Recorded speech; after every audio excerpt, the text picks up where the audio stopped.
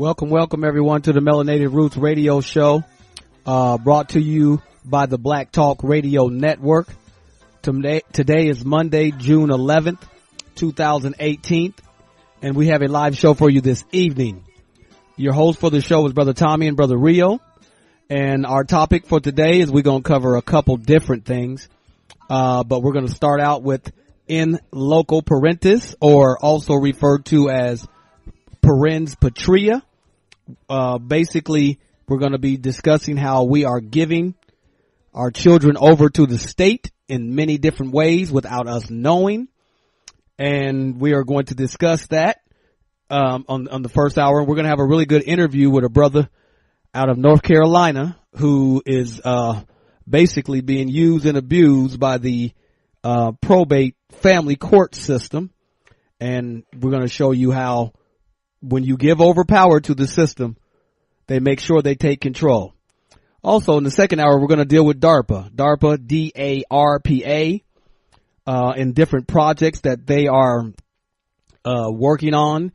And it's just stuff that you won't believe. We think that a lot of the technology we see in the movies is just for the movie. But we're going to show you this evening that it's not just entertainment at all. This stuff is actually moving forward. If you would like to ask a question or share some information on this topic, please call 704-802-5056. That is 704-802-5056, and hit **, and we'll see that you've unmuted yourself, and we'll bring you on for your questions or comments. Also, we ask that you please join the BTR community for $24 per year. That is a way to support the platform, and so it can continue to thrive and expand and continue to bring classes, information to you that would be beneficial. So please give some of your financial energy to support the network, and we can continue to move this platform forward. How you doing this evening, Brother Rio? I'm doing pretty good, brother. How you feeling? Man, doing real good. What's up with you? I had a good weekend, man. You know, it was a little rainy, but I got to beat up on a good friend of mine and on the tennis court, this weekend. So that was a plus. I had fun, had a ball, and I'm still just a newbie. So what if your friend my royal oats on the tennis court? So what if your friend sees it a different way? I don't see how he could, because he pretty much got whacked. Okay. But, I hear you. What's on your mind? Well, brother, I'm actually on the phone with our guest, and I'm trying to get him signed into the room. So I'm communicating with him on the other line and via text. Can you give me a second to try to get him squared away? Yeah, absolutely. Do what you got to do. We're for a short minute. We're going to interview a brother that we want to. We feel that it's going to be some pertinent information that he's going to give out, and it's going to go along with our topic of parens patria, or another word that they call it is loco in parentis. And let me read a little information to you to give you some background, so we can tell you what is really going on. So we know that you have the breakdown of the family, or the breakdown of the tribe. That's really what's going on. They're making sure that the family remains broken, the melanated family remains broken, and the tribe is separated and broken down. And with the surrender of the mind to external control, willpower is soon to follow. So our mind is being pulled in many different directions with all this noise around us. And we are in our willpower to be able to stand strong, to do what's right for ourselves, to be self-determining, is falling, because with no mind power or willpower to individuate and discover our true self, we the people become totally dependent upon indoctrinated dogma and belief systems where we are taught and conditioned to believe certain things. And one thing that we believe is that marriage and marriage license through the state is a way to show your woman you love her, you care about her, you want to be with her, and this is how you step up and be a man. But we're about to show you how these concepts basically enslave us and give over control, because the marriage license is a 3-way contract with the state and is based upon an old property law. In the patriarchal society, the man owned his seed and the eggs of the female were considered property. If a man and a woman decide to get married, they needed the consent of the father who gave his daughter away. If the father didn't consent, they might elope, but without the consent of the father, the property didn't convey. So this concept of being married and being married in the eyes of the law leads to local parentes or local in parentes or parens patria. And in the American system, the doctrine of parens patria confirms the state is the legal parent, and the children produced from a state licensed marriage are the property and chattel of the state. Following old property law, if you are a chattel or the property of the state, then you need the consent of the state, i.e. the father, to get married, evidenced by the marriage license, and any property derived from the marriage, i.e. the children as well, also belong to the state. So that is what we're dealing with here. So the goals of the new order, the power structure, the global elite, is to break down the family and the family tribe. And me and Brother Rio strongly feel that the interview that we're about to have in conversation with this good brother out of the state of North Carolina, that's as specific as we're going to get, is going to show you how the state basically can control and decide what it wants. Are you feeling me, Brother Rio? Yes, sir, Brother Tommy. And whenever we are ready, our guest has arrived. But that was a very good breakdown that you just gave, brother, because the plan is to most definitely break up the black family, because they do recognize that is our most powerful source. Yes, sir. Is our love and our willingness to do for each other, and how we, number one, express that through our immediate families, and then we extend that to our extended families within the community. And even to colonizers who came over here and was getting towed up with slavery and everything. We helped them to get free, and then, we see how that love just wasn't returned to us. But, at our core, we are just good-natured, loving people. Absolutely. But we're good-natured, loving people that's going to have to wake up, because you just cannot be good-natured and loving with everybody, because they've created a social construct called race. And based upon this social construct, it is tearing people up. And when we think that we can be loving and kind like we are amongst each other towards others that don't have our best interests at heart, then we put ourselves in a really tough situation, Brother Rio. I agree, brother. I agree. And, we definitely we're going to have to come up with some solutions to overcome the numerous strategies that have been enacted upon us to keep us apart, Yes, sir. Yes, sir.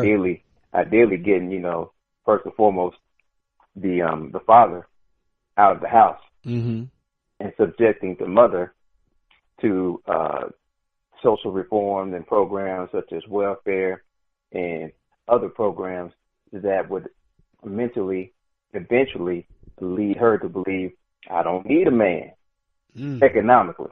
Right.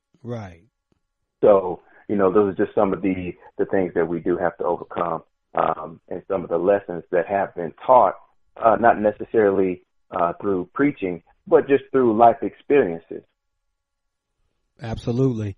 Brother Rio, let me read a little more information before we go to our interview for this evening. And I know you got some information you want to share, but what it says right here is that when the family is breaking down, the state becomes the new and improved parent. The state imposes controls over the raising of the children through public education, public health agencies, and the Department of Human Resources. Thus, the state dominates the biological parent in influencing and controlling the child until they are of legal age. The state decides what is taught in the public schools. The state decides what the child will learn and what career track they'll be on. The state decides what is appropriate social behavior and what is politically correct. The state decides and defines abuse and what is appropriate affection or discipline in the family. All this power in the hands of the state further alienates the children from their biological parents, who are left as nothing more than custodians of state property. And I'm going to break this one thing down here, Brother Real. Yeah, the biological parents are powerless. Haven't you as a parent ever felt that your children were out of your hands? Read the UN Convention on the Rights of the Child, and you'll get a sense of what's on the horizon for parental rights in the near future. In traditional tribal systems where families and communities are too strongly bonded to be broken or replaced by the state, the parents can be indoctrinated by old-time religion, programmed by the educational system, or influenced by the media to get behind the state's agenda and become the politically correct, socially acceptable manipulators of the children. I ain't gonna go too much further, Brother Real. I know you got a little information to bring, and we're gonna bring our guest on and talk about this conversation, because what he has to say definitely needs to be heard.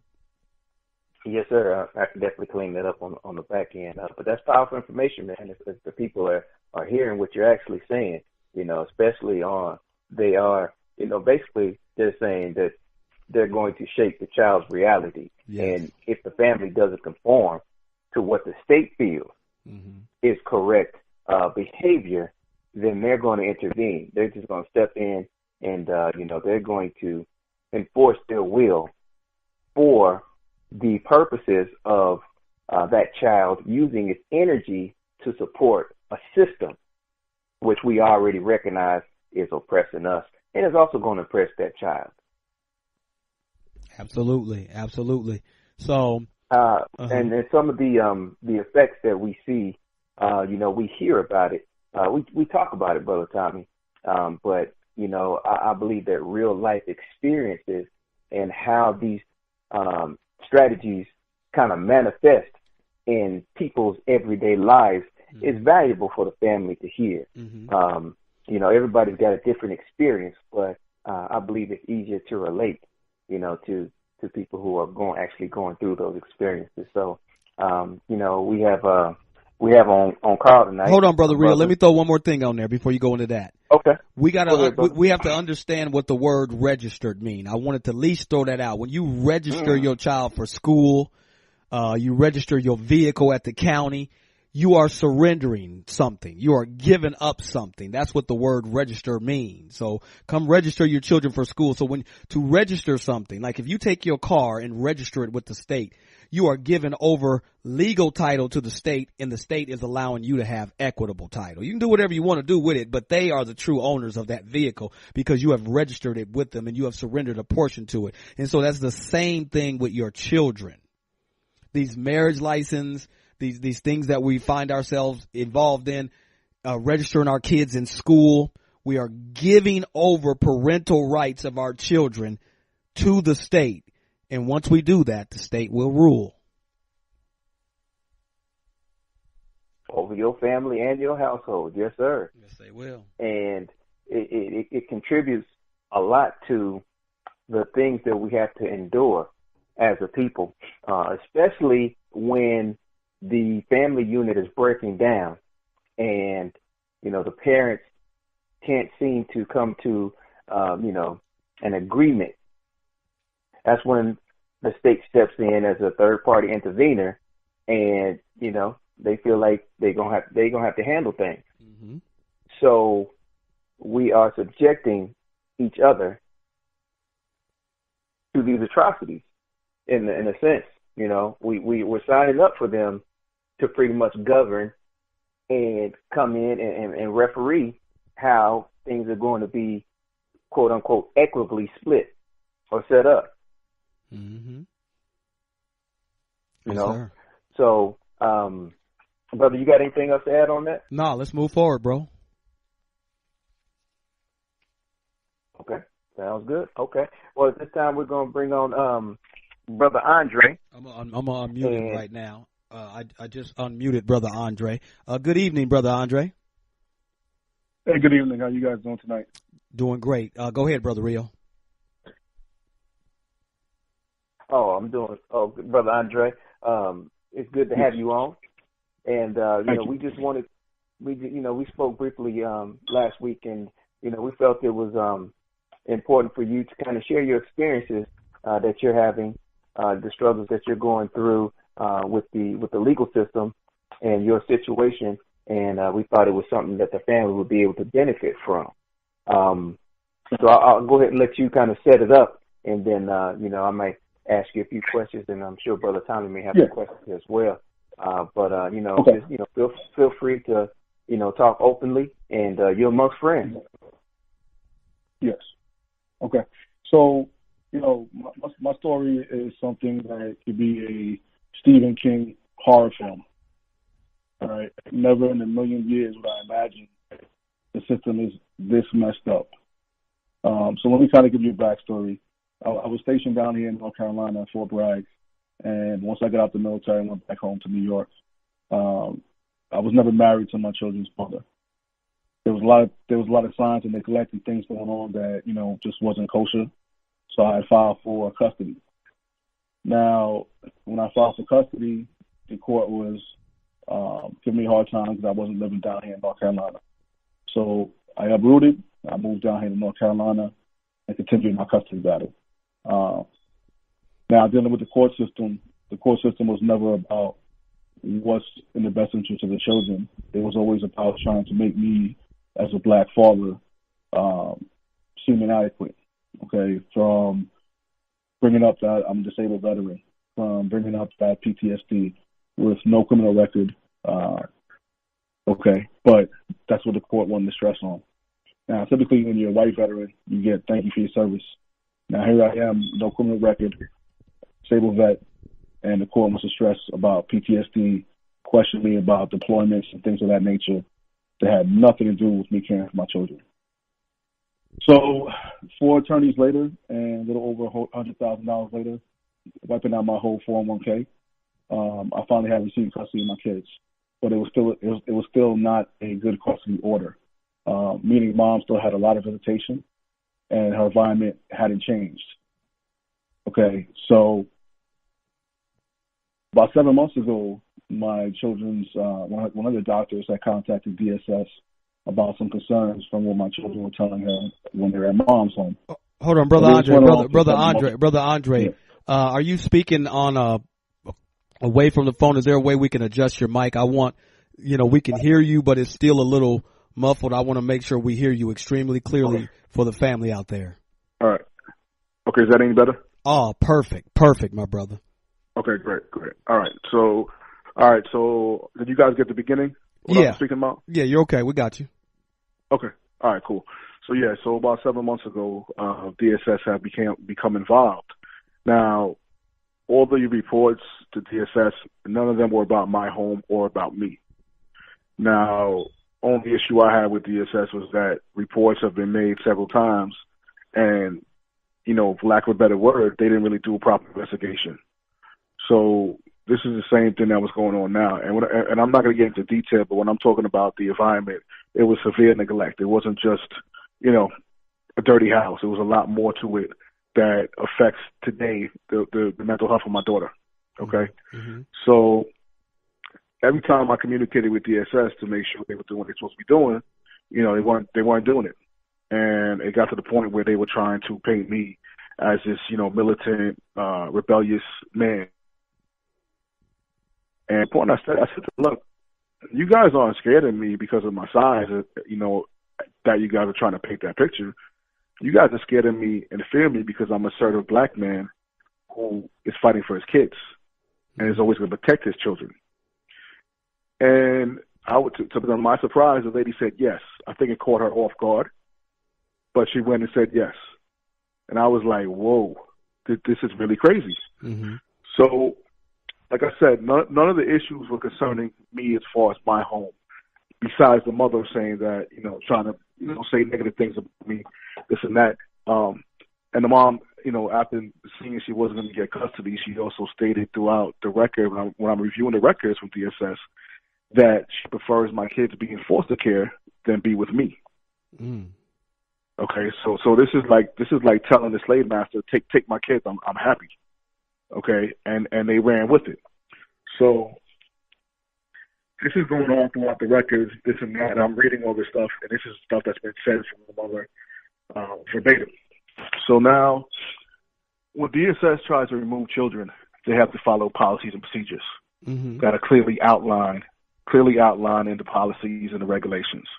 Now, one thing DSS didn't realize as well is my wife works for DSS in a different county. Okay, so once they found that out, they were trying to, backtrack and do damage control. So basically, what took place was I called the local state politicians on DSS about the lack of their investigation, and still the lackluster investigation would still put my kids in a risk. So they started getting upset, DSS leadership, that the state was calling to check on them.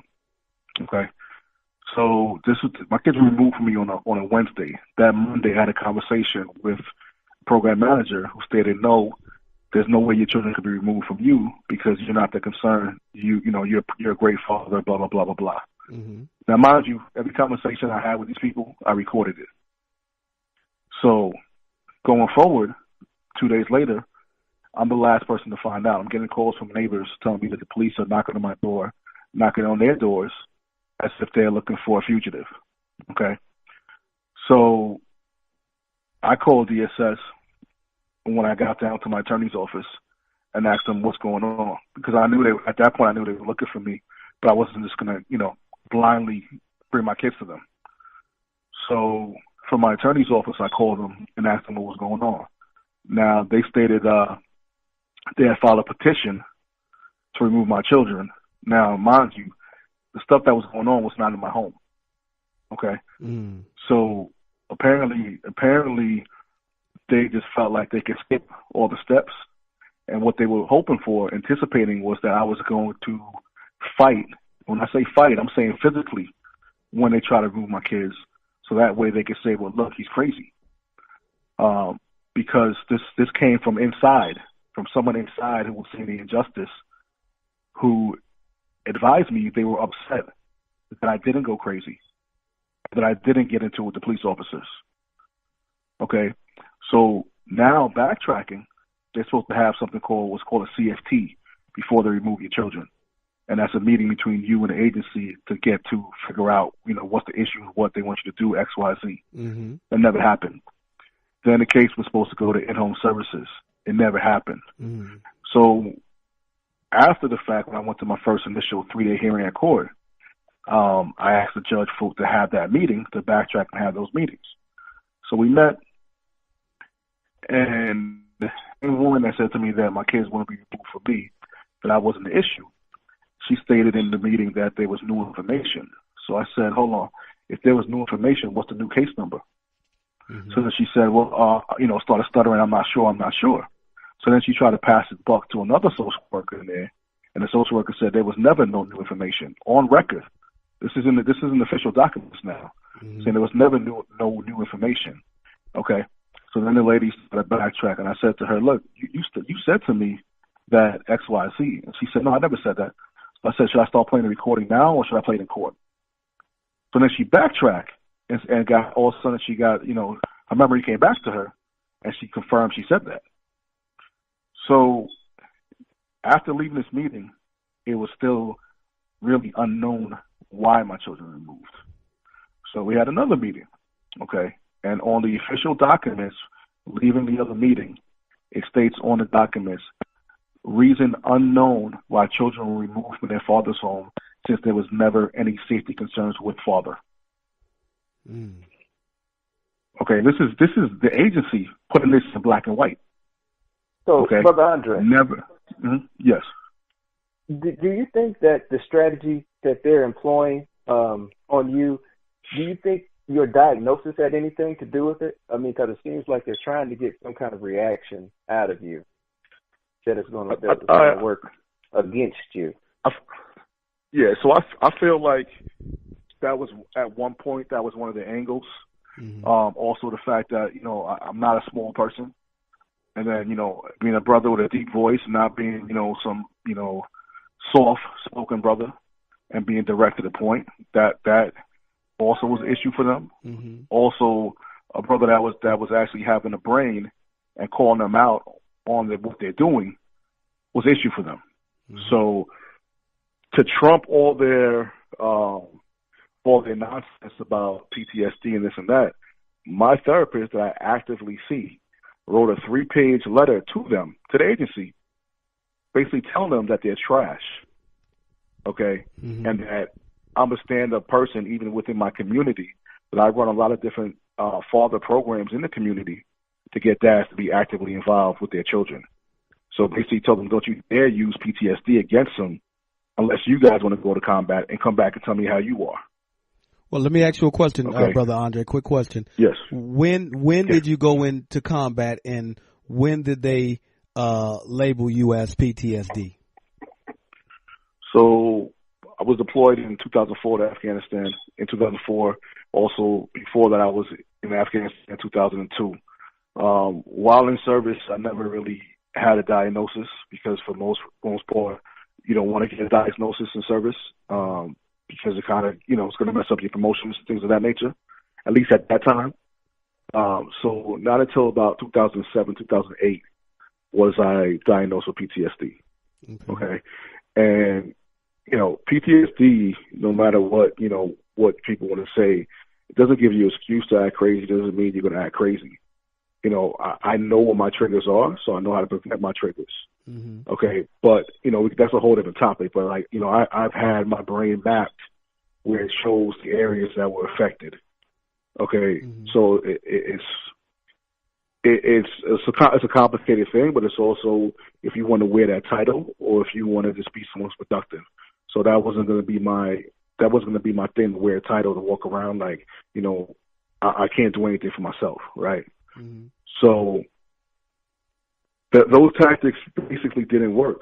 So now, again, here we are today, and the agency is scrambling on which way to go, okay? Because when I went to the first court hearing, I got a discovery from them, and discovery is 1,800 pages. My wife and I read through the whole entire discovery in one weekend to find out that a lot of information is missing from the records. Conversations that took place, it wasn't noted in the record. Documents I provided were not included in the records.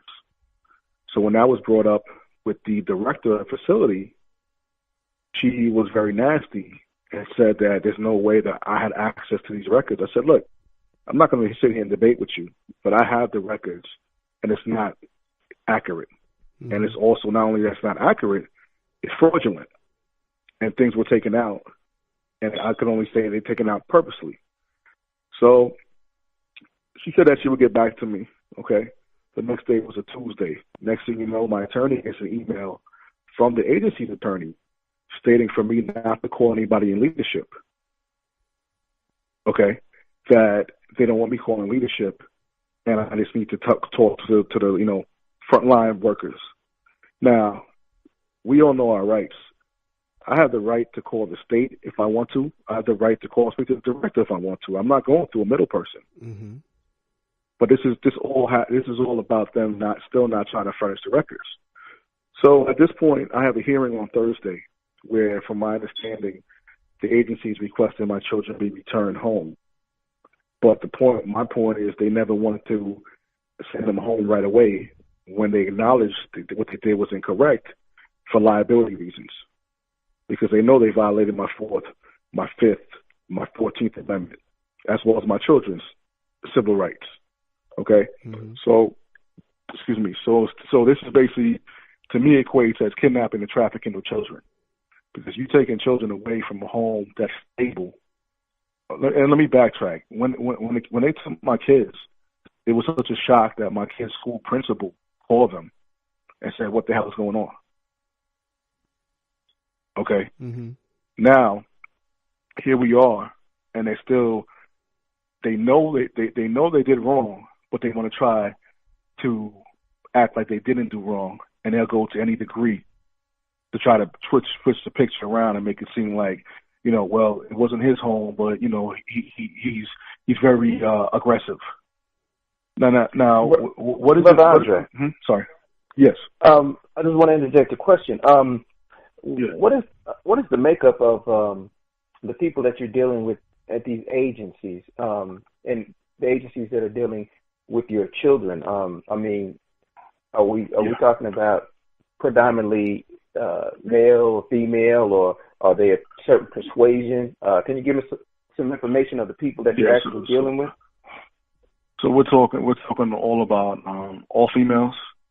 As far as the females demographics, 2 of them were black, and the rest are white, and the entire leadership and chain of command is Caucasian. Okay, and that made me think of something as well. So again, I provided my kids are 11 years old now. From the day they were born, I provided health care and insurance and things for them, right? So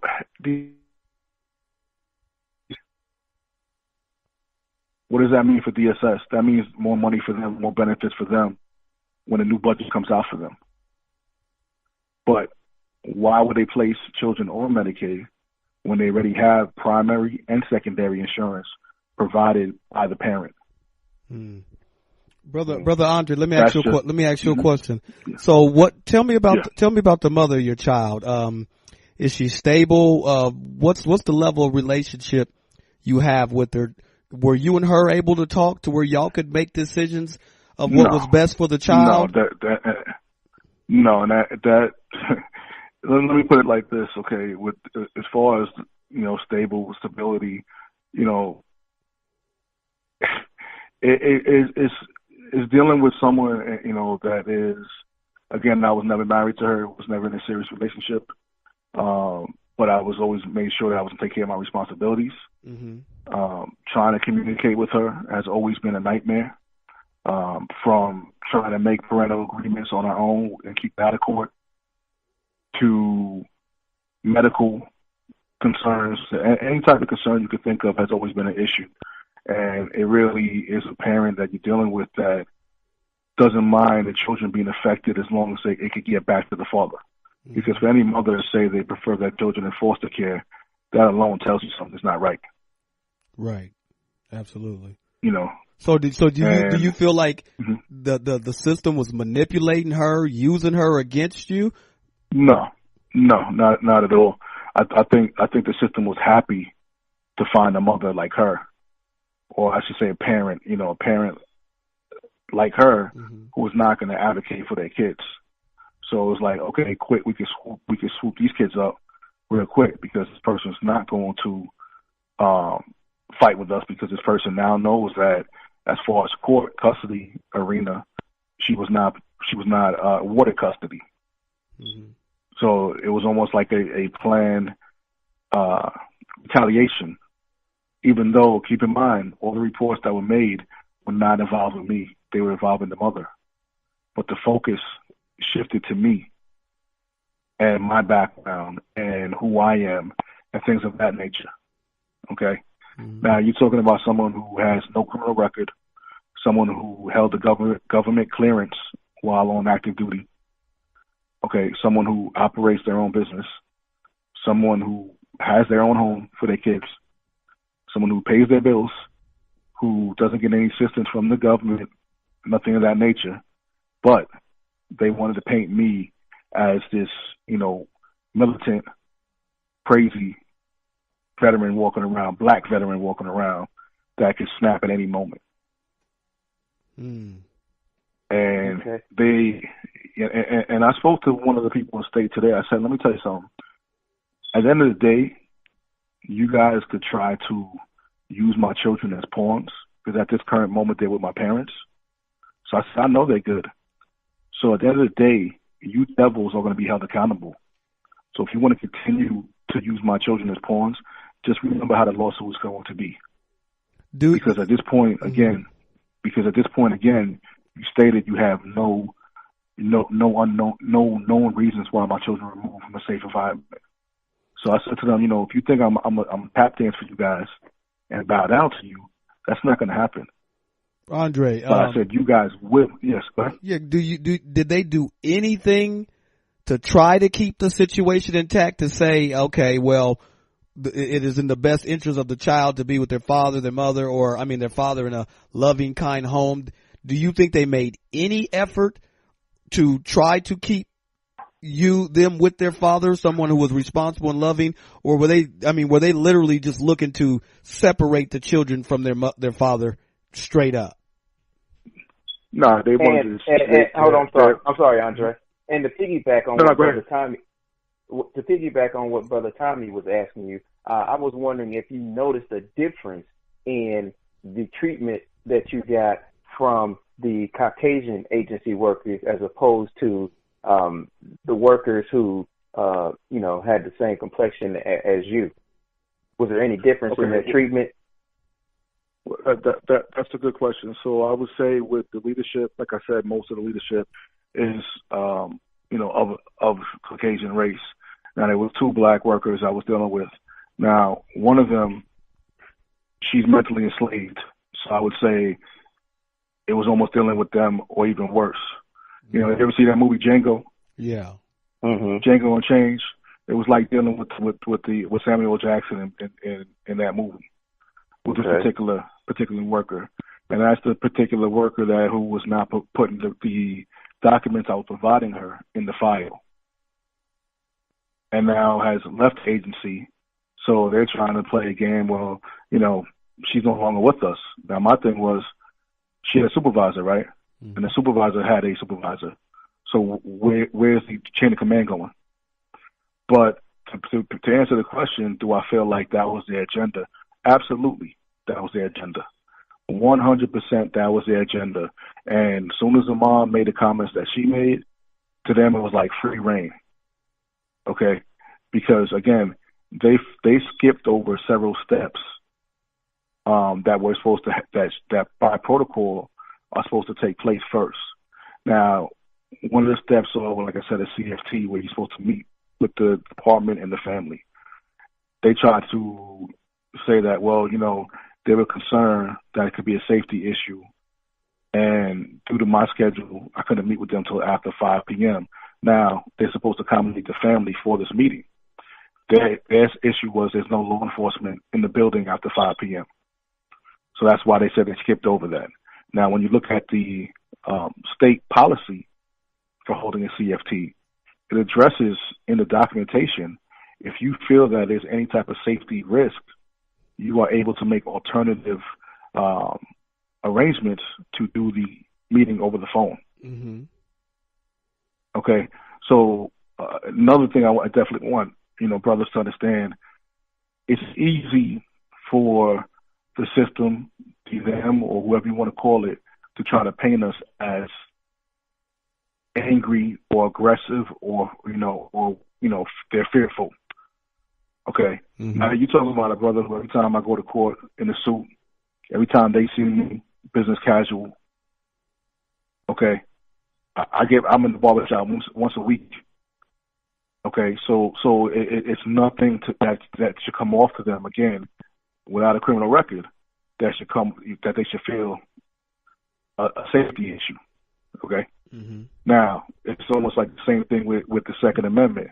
A white man can walk around with a gun open. Now you and I walk around with a gun open, the police are going to be called right away. Immediately. And I carry, and I always have some, one firearm with me at least in my vehicle. But I also make sure I have a 360 dash cam. And even going with that, just how things are, I make sure my wallet is on the dash as well. Mm-hmm. Because we have to take these preventive measures, because it's so easy for them to manipulate the system and the situation to make us seem like we're the aggressor. Absolutely. Mm-hmm. Brother Andre, let me ask you another question. So let's tell me how you felt when these people are asserting certain levels of rights over your children, telling you what they're going to do with your children, and being able to take them out of the home based upon their own. Tell me how you felt. Did you feel hopeless, helpless, like you weren't in control? Tell me how you was emotionally feeling when these people are dictating what is going to happen with your children? Well, it's a good question. A lot of different emotions were running through my head. Some good, some not good. You know, to feel that, you know, first of all, for you to be a father who provides for your children and always place your children's needs before yours, and then all of a sudden for this to happen, it was definitely not a good feeling. But one thing I had to keep in mind, was my children. Mm-hmm. So it's almost like I saw somebody the other day. They asked me how I'm doing, and I kind of at first like didn't really understand what they were saying. And I said, "What do you mean?" They said, "Well, everything you got going on." I said, "Well, mentally, I'd put myself back in the combat zone, but now I can't fight with a weapon. I got to fight with my mind." Mm-hmm. But that's the mentality I put myself back into, because I know there's obstacles, there's grenades, there are IEDs everywhere I'm walking with these people. Because I know their ultimate goal is to have my kids in the system. But as far as, you know, being a father or parent, you know, who has always been there for their children, it's the worst feeling you could feel. You know, because you're trying to make sense of it for your children. You know, initially they didn't even try to do kinship. They were just trying to put them with some strangers. Mm-hmm. And then I was like, oh hell no, you're not putting them with any strangers. And my daughter said, 11 years old, if they put me with some strangers, I'm gonna kill myself. Do they care? No, they didn't care.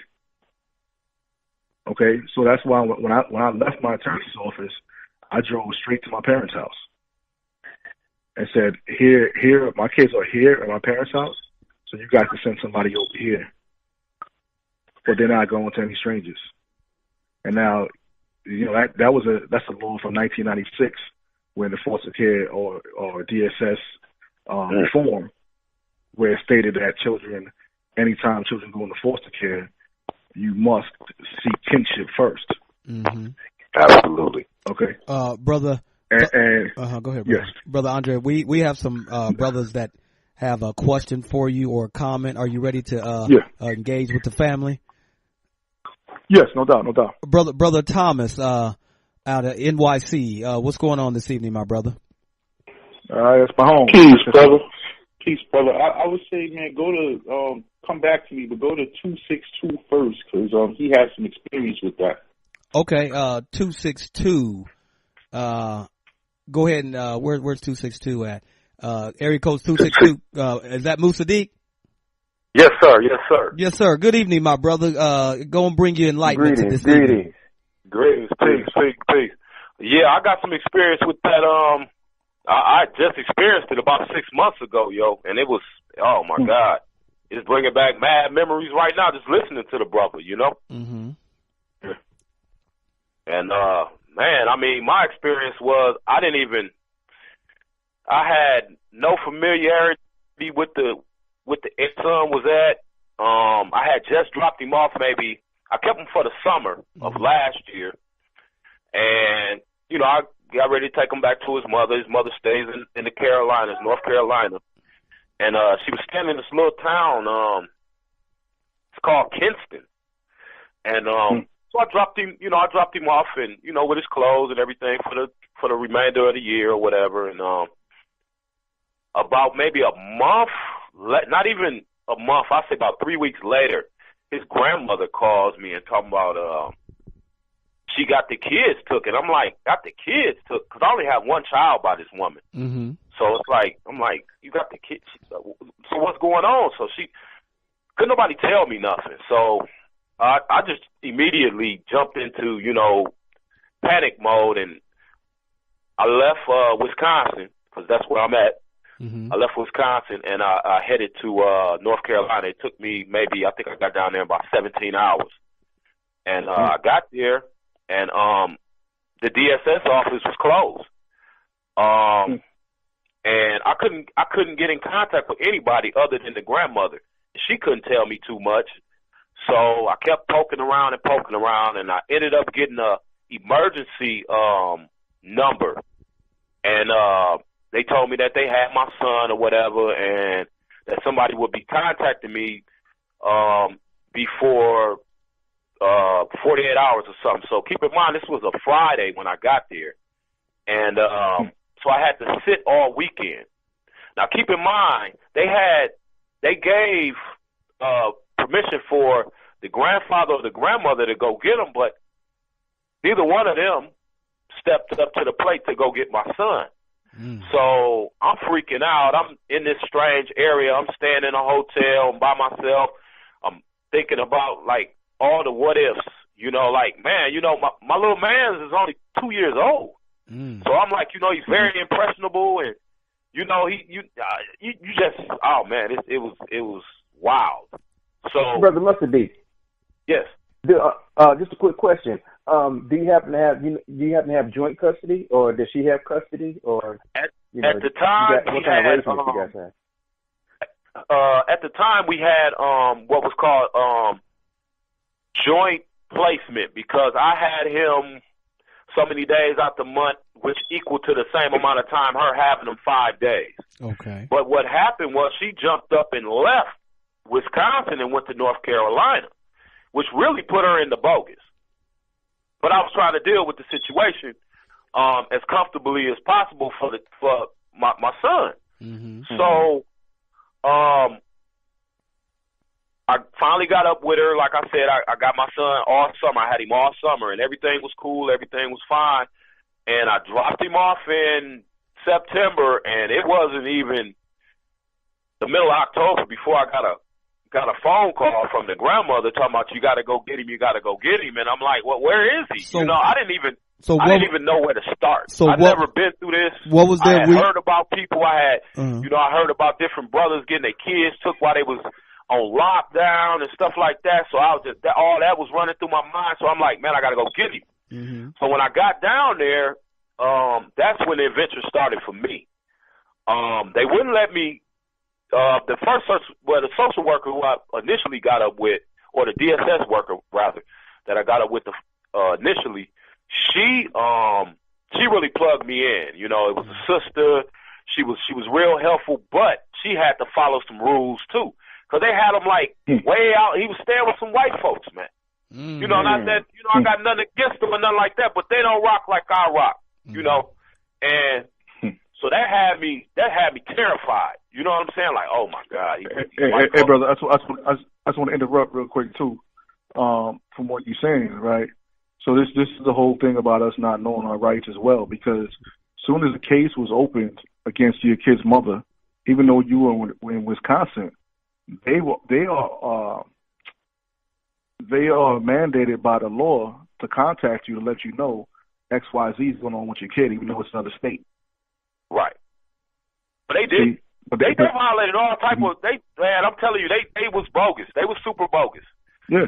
They were super bogus, because it was Monday before I even saw him, and the grandparents could have got him that Friday.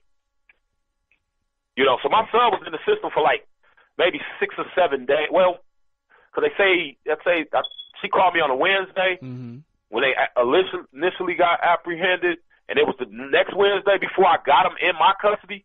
So yeah, he was with them. He was with that family for about 5 days, 4 or 5 days. His older brother with him, but still, you know, his older brother is only 7. So it's like, I mean, come on. So, brother Musaddiq, I'm gonna ask you the same question that I asked brother. Like I said, they made me go to, you know, I had to go to court, and they would just ask, you know, see if I was responsible enough to take care of them, how much money I make a year, all this type of stuff. It was basically like a hearing, you know, and would I let, you know, would I ever let her be alone with him? You know, it was all this, you know, just a whole bunch of mess, man, that I was thrown into. Basically like overnight. I got a phone call. I had to hit the road, man. I was down there. I had minimal resources. You know, I had almost exhausted all my resources sitting down there in a hotel for 7 days at $90 a pop. Right. You know, which I got no help from except for, you know, my boss. You know, he looked right out. He told me to go get he wired me some cash, and, you know, I maintained off of that until I got him, and, you know, I shot my butt up out of North Carolina back to Wisconsin with him, and he's been back here with me ever since, and it's been pretty smooth. I could tell he was a little shaken up, man, because he wasn't the happy little camper that I left him. Right. You know, that I left, you know, down there initially. You know, when he came back, he was kind of, you know, like reluctant, like, oh, you know, I know Daddy, then that's about it. So he real clingy. He was real clingy to me. You know, and I'm just like, man, you know, I was just so upset with her for putting herself in that situation. Right. I was upset with me because I couldn't peep it, what was going on, because, you know, I can't see through walls. I can't see the future. So it's like, it was just a real hard situation to deal with your child being in somebody else's hands. That is terrifying. Yes. You know, I know. I want to commend both of you brothers because of, you know, your fortitude. I mean, in diligence in going to seeking out the care of your children. You know, not everyone would do that.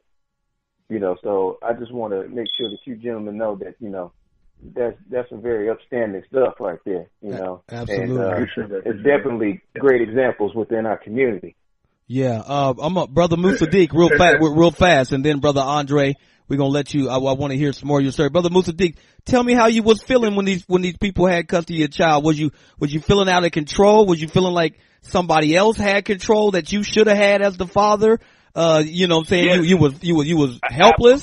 Absolutely. I felt that, and then some, because of the fact that nobody contacted me from the DSS office or anything like that. It wasn't even like they even tried to get in contact with me. And I was down there and I was leaving messages after message. Like I said, I started with the emergency worker, which was like patching information to whoever, and they basically let me know that they did have them and somebody would be in contact with me. But I believe it was Sunday before that worker got in contact with me, and then that Monday was when the office opened, and I was right down there at 7 o'clock.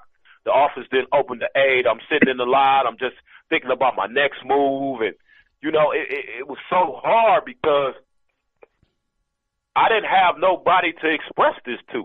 I'm by myself. Mm-hmm. I didn't have no woman with me. You know what I mean? I'm solo dolo, you know, and so I'm just everything is just replaying in my mind like the last time I dropped him off, and, you know, just everything. I'm just looking at the pictures that I took with him before I, you know, gave him back to his mom's, and, you know, I'm just going over that and just, man, I'm just like trying to maintain, and, you know, I couldn't even hardly eat, man. You know what I'm saying? It was just real hard. All I did was sit in that hotel room and think about my son and what I was going to do when I got him back, because I knew they had to give him back because, you know, we had the joint placement already in place, but she fled, so I didn't know how that was going to turn out. You know. So, Mr. D, do you have full custody now? Oh yes. Yeah. He's here right now.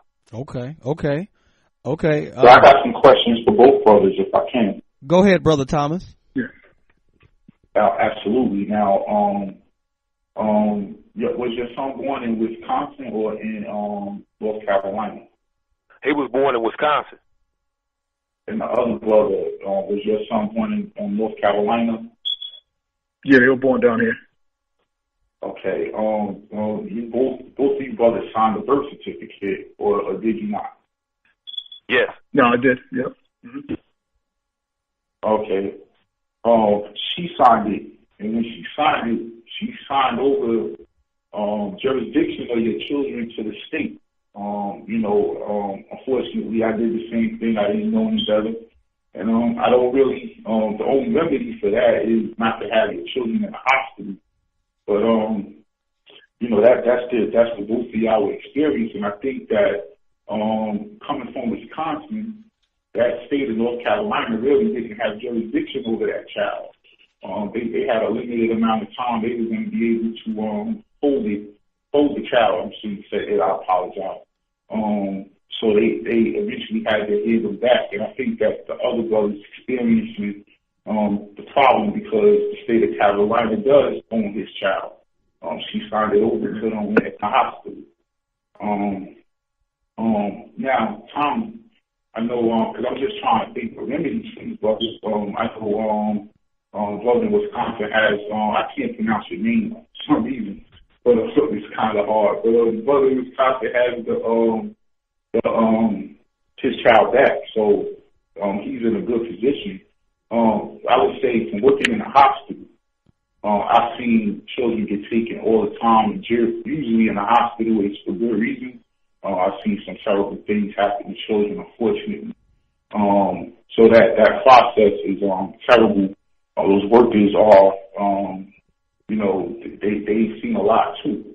So they have an attitude like, they never know, and they've been trained that way, and it's unfortunate.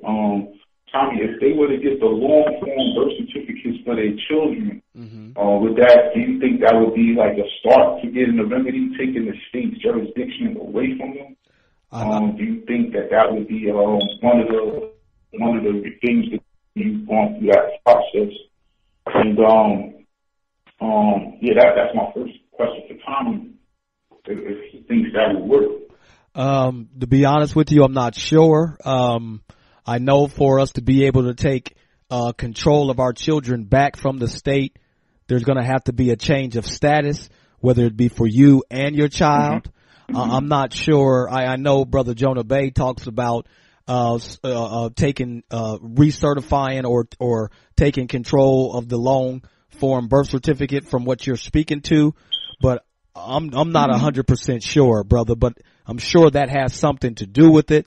But Brother Musaddiq, Brother Andre, the status that they are in terms of being 14th Amendment U.S. citizens, a U.S. citizen. Yeah, I heard the brother kept referring to himself as black. I heard that. Yeah, a 14th Amendment U.S. citizen is synonymous with a slave or a someone who has given over full authority to a de facto or a paper government. So there's going to have to be a status change for one to be able to take the proper control over their children. Yeah, absolutely. See, that's the way I'm trying to think. Like, how can we get out of this situation? Because I could easily be put in the same situation. Yeah, I'm sorry, brother.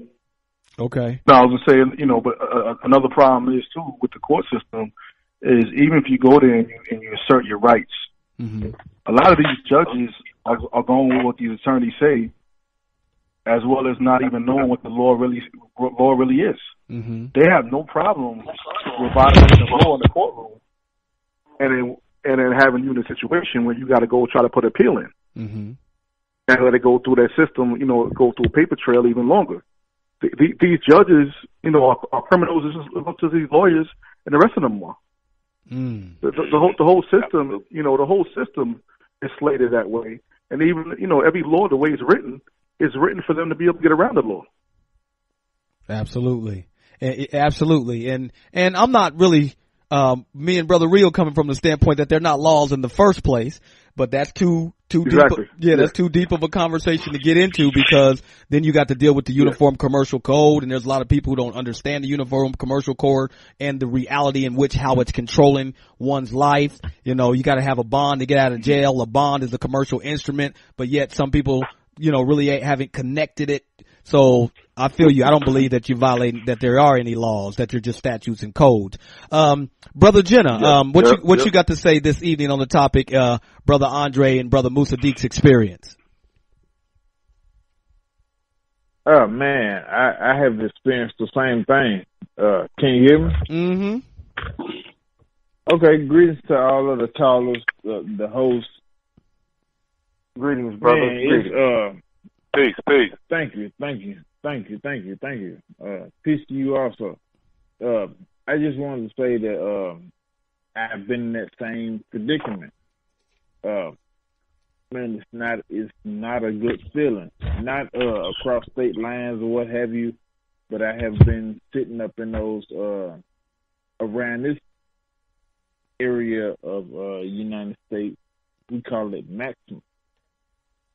Those are the people that handle those particular predicaments, and I have been in those things, and it's hard to deal with, especially when something is going on wrong, and there's nothing that you can do. All you can do is wait. That's a terrifying feeling. It's a terrifying feeling, whether you have sons, daughters, or what have you. What I wanted the question that I wanted to ask is that we're gonna sidestep all of the stuff that people propose to happen. What did y'all brothers do specifically to make these things happen for you to where that you brought those children home? You know, to where you could just hug them and educate them on whatever you was educating them on, and make sure that they was able to know that you was there and that they could rely on you for what was going on next. Brother Andre, what'd you do? And I put myself on mute. Sorry. Yeah, I'm here. So, was that question towards me? Yeah, go ahead, Brother Andre. Okay. Yeah. All right. So, one thing I'll say too, going through this process, you know, for a long time dealing with custody, you know, I got more adept with the custody side of these family court laws. Mm-hmm. So when this happened to me, you know, I'm kind of like lost on, you know, what you know, which ways, you know, to go. And they're not really explaining to you how the things are. And let me just kind of backtrack. So when your kids are first removed from you, they have to have a 72-hour hearing in front of a judge. And that hearing is not to say if there was neglect took place or if it didn't take place. It's just to say, well, where the kids are going to be at. Okay? Mm-hmm. Then they have to follow up with a 7-day hearing. That hearing as well is the same thing, or they try to get you to consent to saying, you know, X, Y, Z happened. So now after that is when they actually set a court date for adjudication. So they basically holding your kids without any real legitimate reason, and they have the right to hold them hostage during this time, because until you go to adjudication is when the state has to prove that neglect took place. Mm-hmm. So we're talking about a whole month of playing this game with them, okay?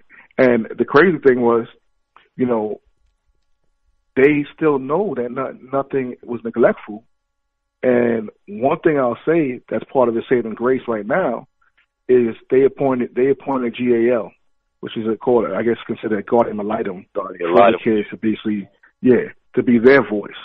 Well, the GAL from day one said my kids need to go home. And now going through the files more and more and more, the GAL also states that the judge had something against me. They had to axe the ground with me. Okay? Because everything I've been saying from day one is in black and white. And that's why I tell the people all the time. I don't make no accusations. I don't say nothing unless I have documentation to substantiate what I'm saying. Okay? And now, you know, here we are, and the GAL's position is still she wants them to go home. Okay? And again, here we are a month later, they were able to do this. Now, a thing that, you know, now you got me, someone who's actively around their kids, to 1 hour a week that I can spend with my kids. Okay? And let me break it down too, because you know, a lot of it when it comes to senior leadership, you know, the system is geared against us, but the actual caseworker right now who's on the case is a Caucasian lady. She broke down and cried at one of my last visitations. Okay, because she was saying to herself, like, I can't believe this is the job I'm doing, and out of the stuff I see, to see a father who really takes care of their kids, for me to have to say it's time to cut the visit. She broke down in tears. Okay. Wow. Yeah, I hate. Hold on, Brother Andre. Brother Scotty, I know he's very familiar with the state in which we're dealing with. Brother Scotty, go and bring it with us, brother.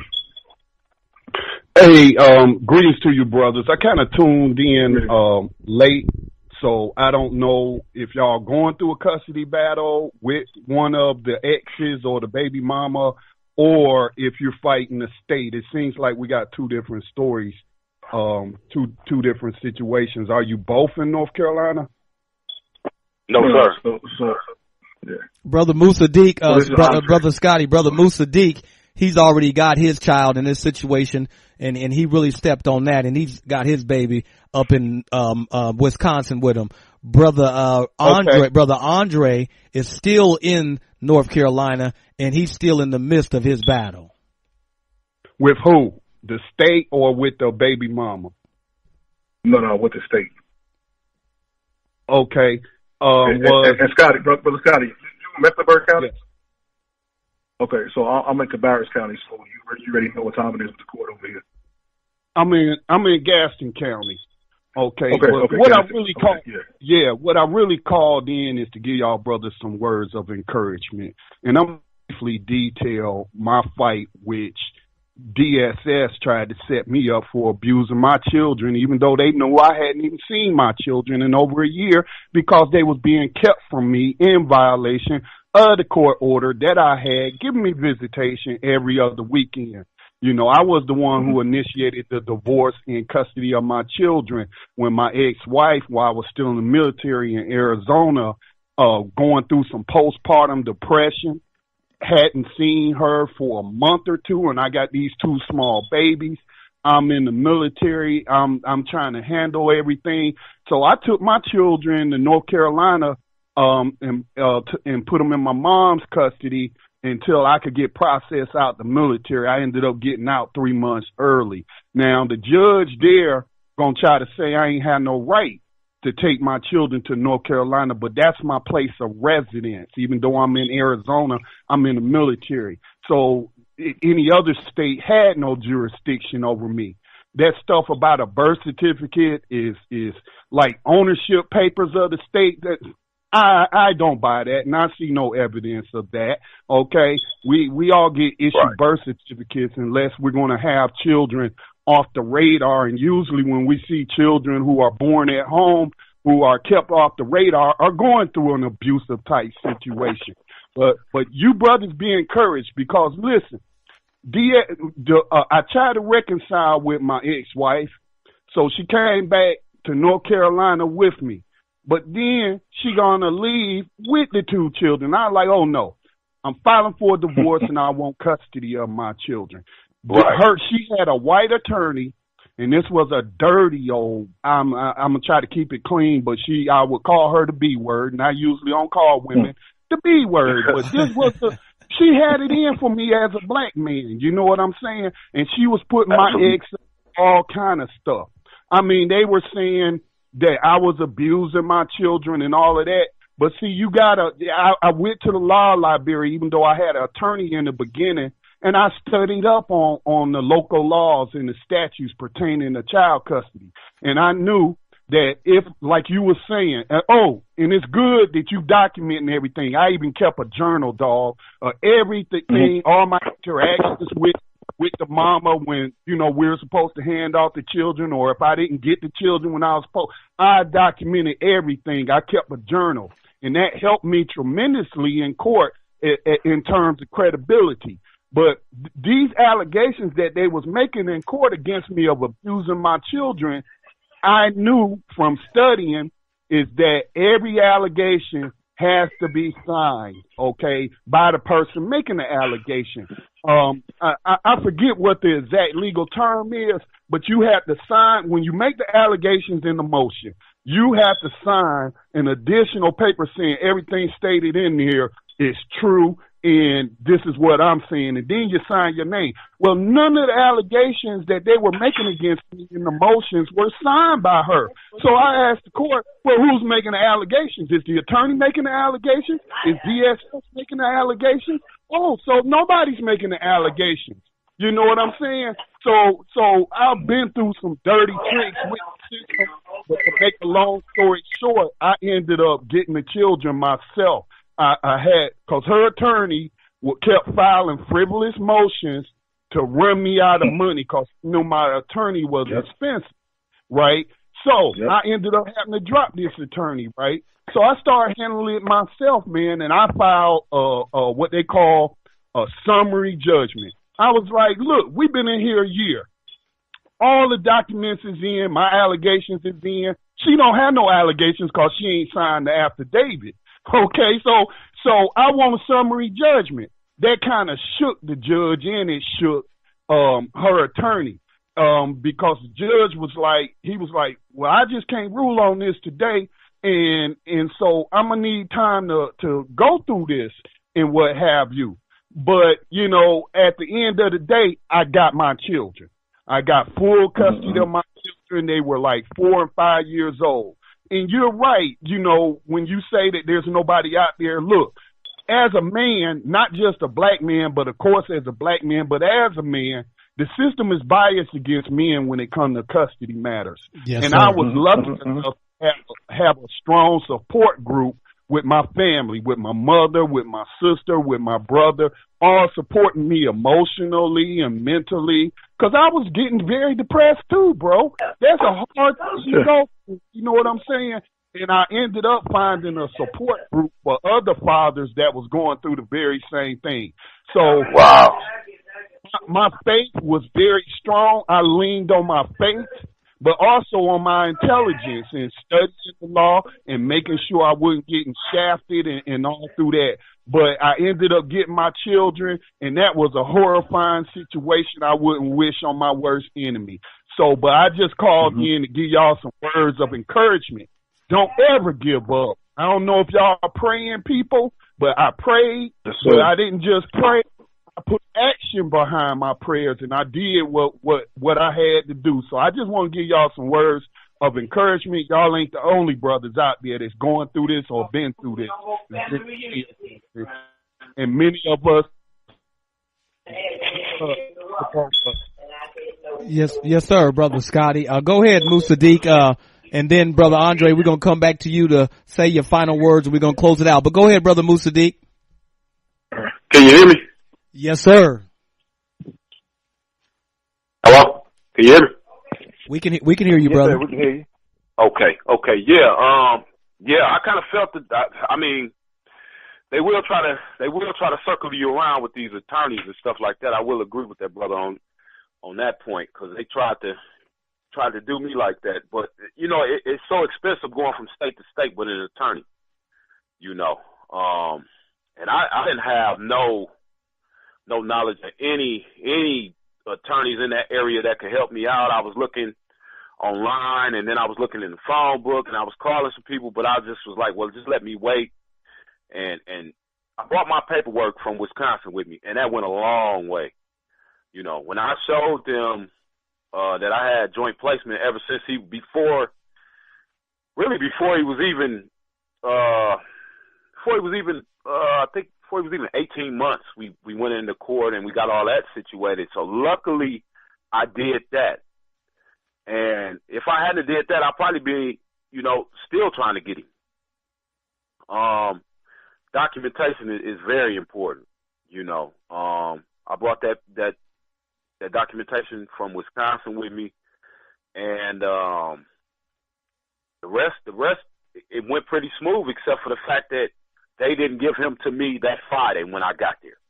You know, I'm there that Friday. I called the emergency number, and they patched me in, and somebody contacted me Sunday, you know, and he been in y'all custody since Wednesday. That was just frightening to me, you know. But I got around that, and once I did, it was like they like he said, it was some type of hearing that Wednesday that I ended up receiving them. So I guess that must have been the second portion of what this brother was talking about that I fell into, and they gave them to me. And all they basically asked me was, you know, how much do I make, and, you know, am I pretty responsible? Do I have other children? How are they? You know, stuff like that. They were just poking and picking. And the last question they asked me was if I had a car seat. I said, yeah, I got one right outside. And they gave them to me right there in the court, you know, which was a blessing, man, because I was just going out of my mind. I'm going to be perfectly honest with you. I didn't know what to do. You know, I always been around my peoples, you know. I ain't never been around no strange families or anything of that nature. So right. For that to happen to my child, no, I couldn't even stomach that, man. I couldn't, oh man, I couldn't even sleep. Right. I really couldn't. I appreciate that, Brother Musaddiq. The family definitely needs to hear this. Brother Andre, we're gonna go ahead and transition. But man, I thank you for coming on and telling your story.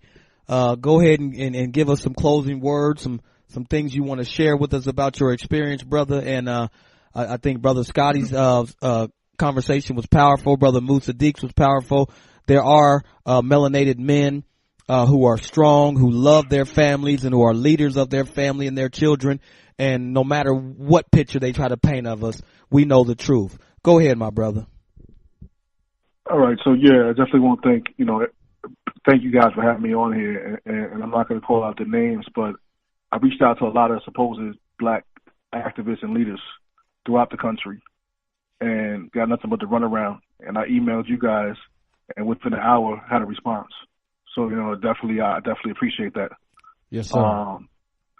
Now, when it comes to, I just want to tell, dealing with DSS or just dealing with custody, these lawyers are the worst of the worst. They are liars. So I went through 4 attorneys and blew through my entire 401k. Okay, with the 4 different attorneys I went through. It's all about money. So you gotta, I just want to tell brothers, if you're going to get an attorney, you gotta make sure you interview them. You gotta make sure you let them know that they're working for you. And anything that they file, any type of motion they try to file, before they file it, you need to know what the point of them filing that motion is, and then go on to whatever state you live in. Like over here in North Carolina, nccourts.com or .gov, it will show you all the documents and files. Okay, to let you know exactly what the reasoning behind it is, because it's not hard to type what their emotion, but they know that they trying to make it out to be like it's so difficult what they're doing. Lawyers ain't never trained liars. Okay, and another thing that I found out down the road was, it's, for example, say you and your ex are going through whatever the case is, and you go have a consultation with an attorney. And then she goes and has a consultation with that same attorney. Well, she can't retain that attorney anymore because you already had a consultation. So I tell brothers now is when you're dealing with the custody and you notice that the scale is weighed against you, find out who the best attorneys in your community is, even if you can't afford them, do the consultation. That way you know that you're not going up against them. Because once you do that consultation, they got to run a system check to see if you ever spoke with them. And if your, ex or whoever the case may be is trying to get that same attorney or anyone from that law firm, they can't represent that person. So that's just, just something to look at. But, like everyone said, learning the laws on your own is very important too, because these attorneys will take advantage of you. They will play with your emotions. I actually had an attorney that was a sister who played me after paying her $34,000, and she took me to court for another $32,000.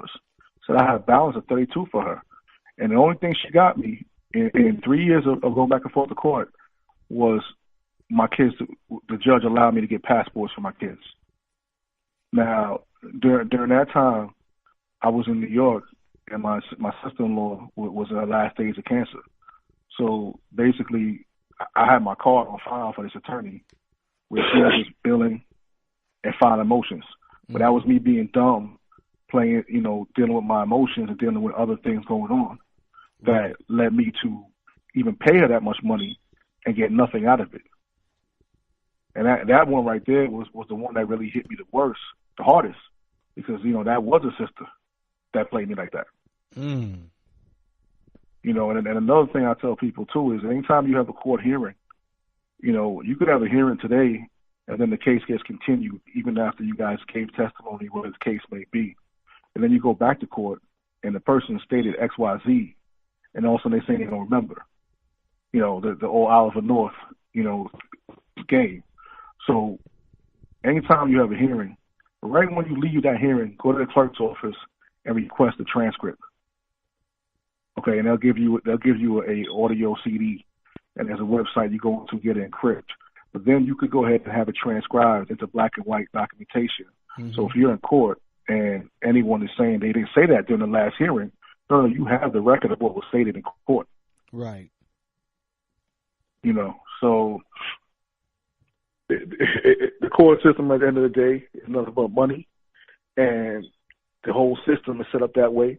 And then for DSS, whoever they, whatever children they could target to make it easier for them to what I call trafficking, mm-hmm. is what they'll do.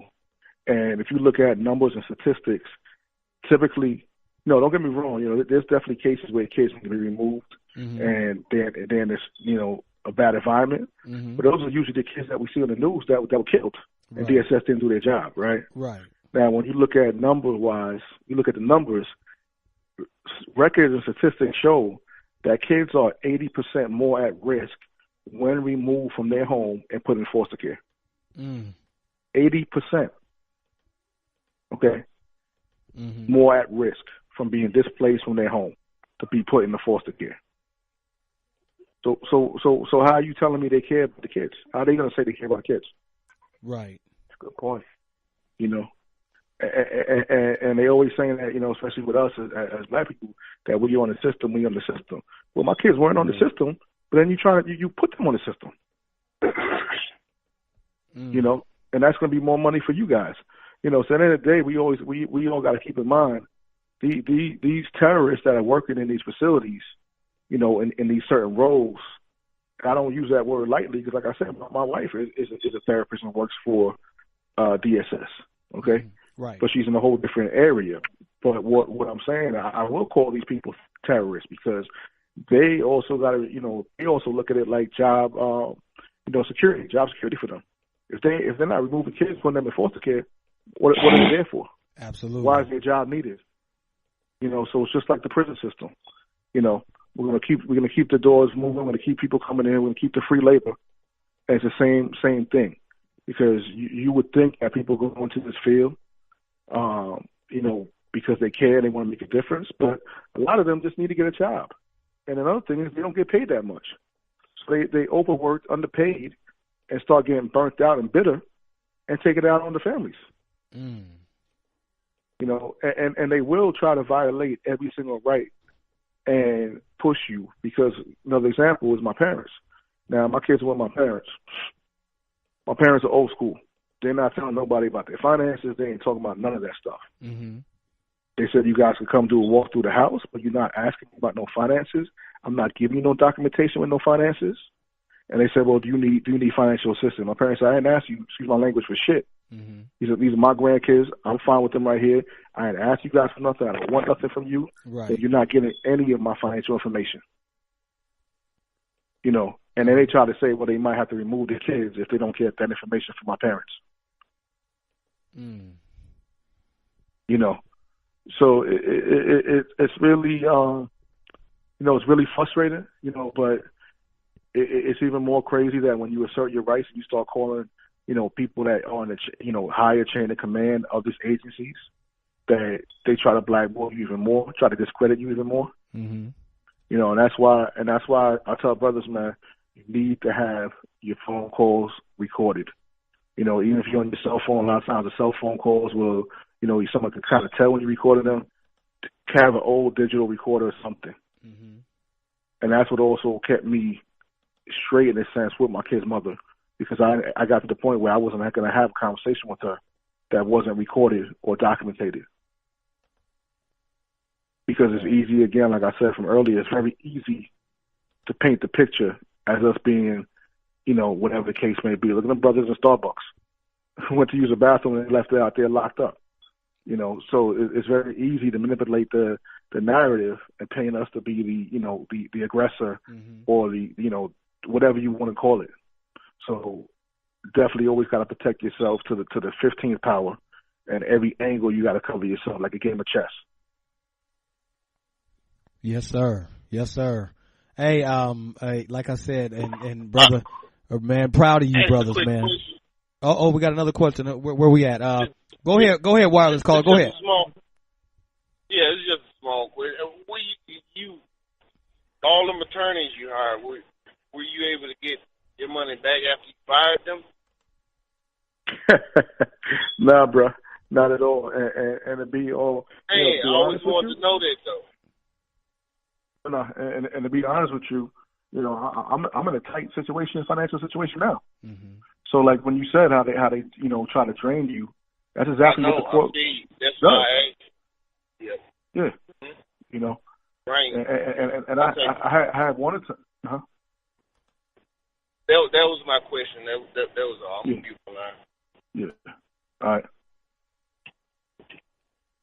Oh man. Yes, sir.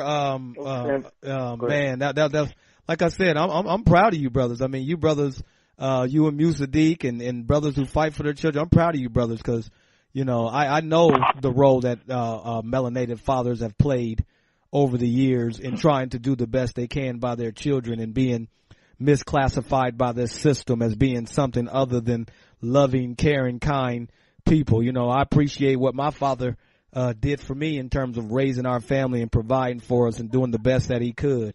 And to see brothers like you guys willing to go all out for your children, you know what I'm saying, man? Hey, that's much love, much respect. That's really my bottom line. You feel me, Brother Rio? I do, and I'm kind of on the underside of the fence. My biological, he really didn't bother too much with me, but I did have a stepfather who stepped up, and he stepped in when I was about 9 years old, and he was very good to me and my mom. So I definitely appreciate him, but there's nothing like the feeling that your biological is stepping up and takes an interest and takes a care in you, because even though I did have a loving and supporting stepfather, I still went looking for the affection, the attention, and of course some answers from my biological, and it left a void in my life for quite a spell. I have our challenges to overcome, but that only makes me more desirable to be a better biological father, and allows me to celebrate achievements and just the sheer tenacity of brothers such as yourselves, who go through and go beyond the system for the sake of having a significant role in their children's lives. So shout out to Brother Scotty, of course you, Brother Andre, and Brother Mastique. You guys are doing some things right, and it will be rewarded. It's nowhere else in the lives of your children, so it will be greatly appreciated. Yes, sir. Hey, much love, Brother Andre. I appreciate you sharing your story with us, brother. Appreciate it. All right, appreciate it. Thank you. Yes, sir. Peace, peace, peace. Brother Rio, we're going to take a quick break because we got to do station identification and let the family know that we are definitely on the Black Talk Radio Network, and we need to continue to support this network. So we're going to do a quick station identification, and then we're going to continue the slide. Welcome back, everyone, to the Melanated Roots Radio Show. Brother Rio, real powerful testimony. We've been having shows and trying to tell people the level of control that this system will exert over people who are in a certain status. We've been letting people know that this 14th Amendment U.S. citizen is not what is cracked up to be, that it is synonymous with a slave status. And when somebody takes control of your children, I think people will open their eyes and recognize the type of system that they're living under at that point. How do you feel about that, Brother Rio? I agree with you 100%, brother. And, I got some information to read into the record quickly, that relates to the information and, parallels the experiences that these brothers kind of went through. But it kind of explains, where we're at and how the powers that be are assuming certain things to kind of put us in this position and, put pressure on us as if they have the authority to be able to, just step in and, parent your child the way they see fit, not according to what you think is best for your child or by cultural norms or, anything of that nature. So I'm going to start in the middle of this. Mm-hmm. So relevancy of it, comes to light along with what was this earlier. Because he went on to explain that every contract must have consideration. The state offers consideration in the form of the actual license itself. And as we all know, if we look up license, license is pretty much a permission to do something. Absolutely. You're asking permission from a particular kind of authority to be able to do something. So the state offers consideration in the form of the actual license itself, the piece of paper, the certificate of marriage. The other part of consideration by the state is the privilege to be regulated by statute. Now, Brother Tommy, once you start to study trust law, then that particular information, it really becomes crystal clear. The other part of consideration by the state is the privilege to be regulated by statute. What the state is really doing is they're setting up a trust. Right. Where they are the creator, and they appoint the mother and the father as the trustees. And the states are also the beneficiaries. They can also assume the role of co-trustee if they so choose. But being the creator of the trust, they get to set the parameters of the trust document or the indenture. So they set the rules and the regulations that the trust has to abide by. And once you understand that part, when it says that the other part of consideration by the state is the privilege to be regulated by statute, all they're saying is that this trust is going to be regulated by whatever statutes, municipalities, or rules that they want to impose on the trustees, and how the res or the corpus in the trust is supposed to be regulated. Right. So that is one way that they are assuming they have control over your children. So he added that this privilege to be regulated by statute includes all related statutes and all court cases as they are ruled on by the courts, and all statutes and regulations into the future in the years following the commencement of the marriage. He said, in a way, the marriage license contract is a dynamic or flexible, ever-changing contract as time goes along, even though the husband and wife didn't realize that. Now, we were talking about remedy. It could be considered not really a true contract, as one becomes aware of the failure by the state to make full disclosure of the terms and conditions. A contract must be entered into knowingly, intelligently, and intentionally. Otherwise, technically, there is no contract.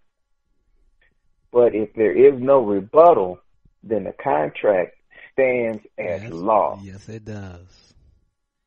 So if you do not deny it, even though it may not be a valid contract, the contract stands as valid and as law until it is denied. Yes, sir. Brother Real, let me follow up with what you said about a trust. Now, let me read this quick information. It says the Vatican government was created by the Catholic Church at the height of its power, with the Pope as a sovereign. The Vatican is an ultra-sovereign canon law trust from which property and assets are granted to papal favorites in exchange for loyalty. A canon law trust served as the basis for most democratic and parliamentary governments formed in the New World, including the Mayflower Compact, the Commonwealth, and the Constitution for the United States. So they're telling you that this is a trust. And the first trust that they created for us individuals is based upon our birth certificate. See, one thing, Brother Rio, we have to understand, you can't get out of slavery, or you can't get from underneath someone's thumb if you don't understand how they got you in that situation. And we have a lack of understanding what they have done to put us in a certain position. So if you don't understand it, then how can you fight it? How can you reverse it if you don't understand it? So we have to first understand our conditioning. We have to first understand our situation in this country. We have some immigrants that came over here and set up shop and created a de facto government that is paper and is not true. It is only real if you recognize it as so. And they have and they have created schemes after schemes to put us into a particular situation. There was a point in time where there were no birth certificates. There were none. Then there was a point in time that they were, and each and every one of us was registered, and a bond was created. If we don't understand the game, we can't beat it. Go ahead, Brother Rio. Also, Brother Tommy, to continue on with your point, once you can keep that in your mind, you also see the poor state of the educational system today and why they really don't want to get you enlightened. They want to keep you educated enough so that you're trainable to be able to expend your energy to continue the system that is oppressing you. But they don't want you to get too smart to be able to think outside the system or not be able to lead them and operate independently. But, that is getting into public versus private, which I'm going to go to in just a few minutes. Did you have anything else you want to say? Because there's some more I wanted to read into the record. No, brother, you coming with it. I'm just saying we have to start opening our eyes and look at the situation in which we are dealing with.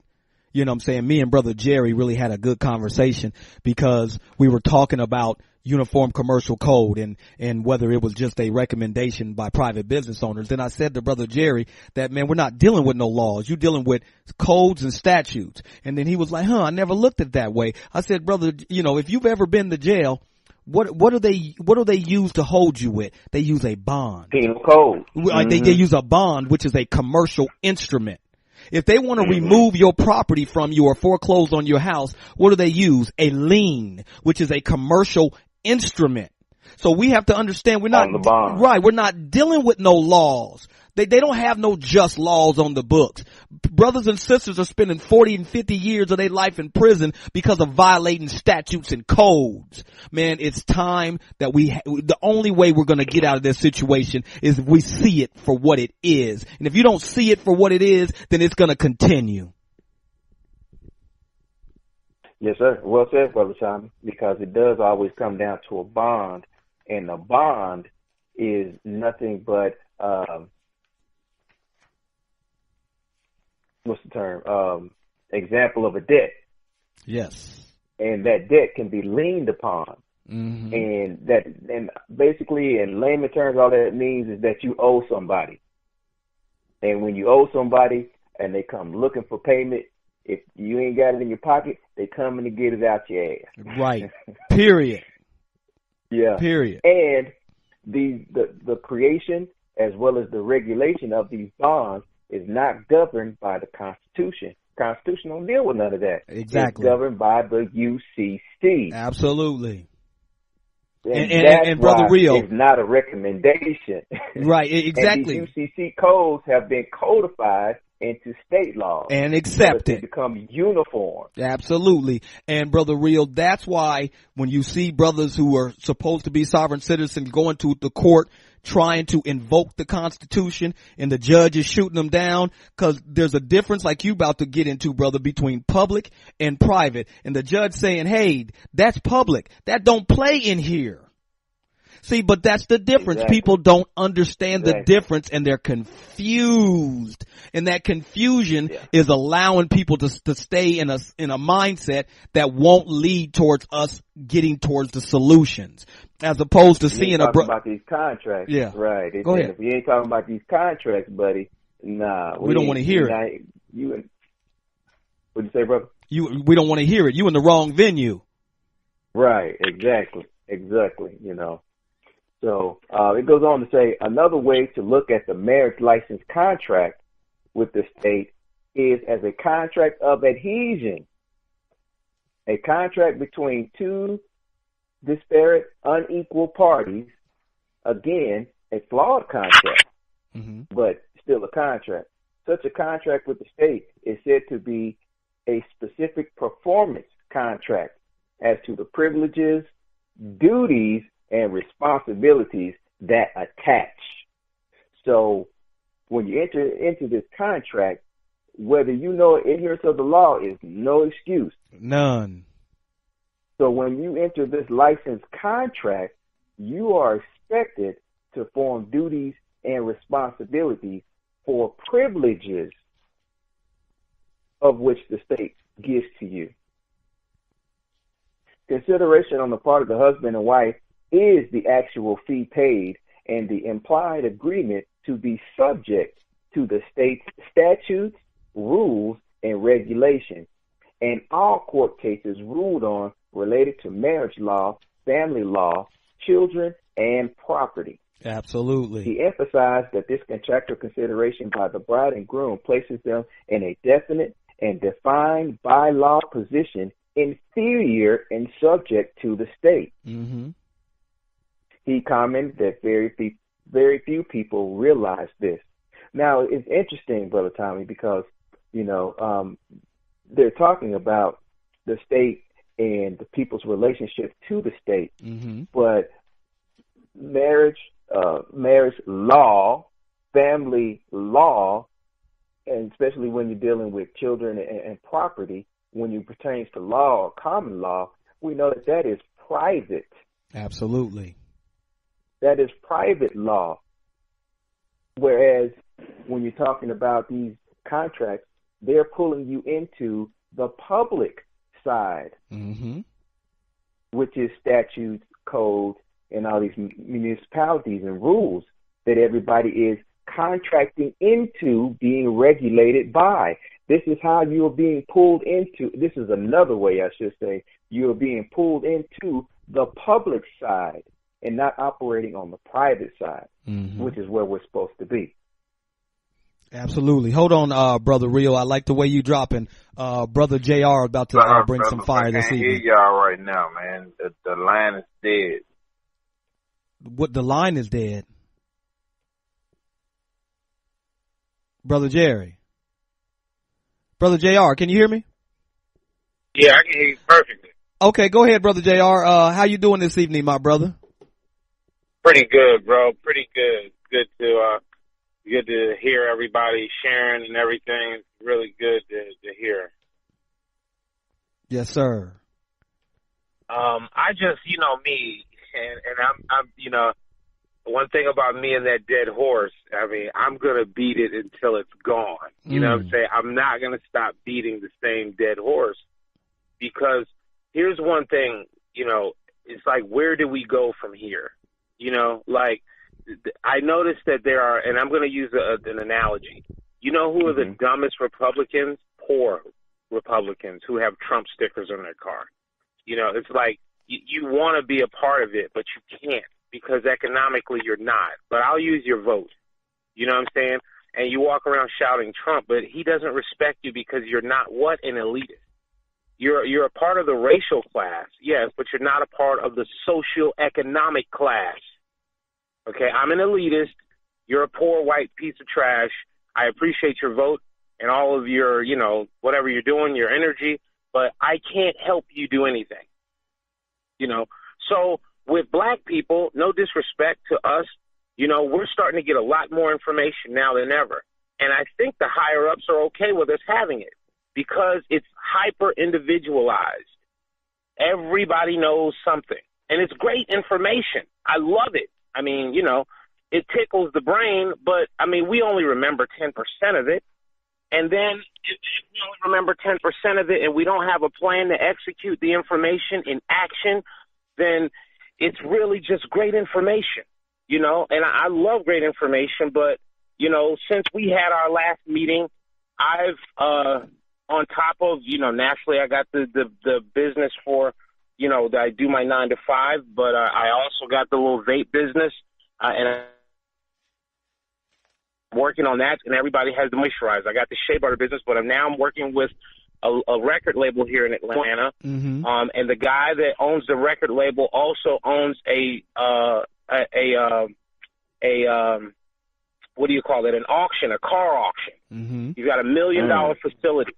Okay, he's got $1 million facility, and he's looking for people like me who are willing to execute some of his money to do something to help him make more money.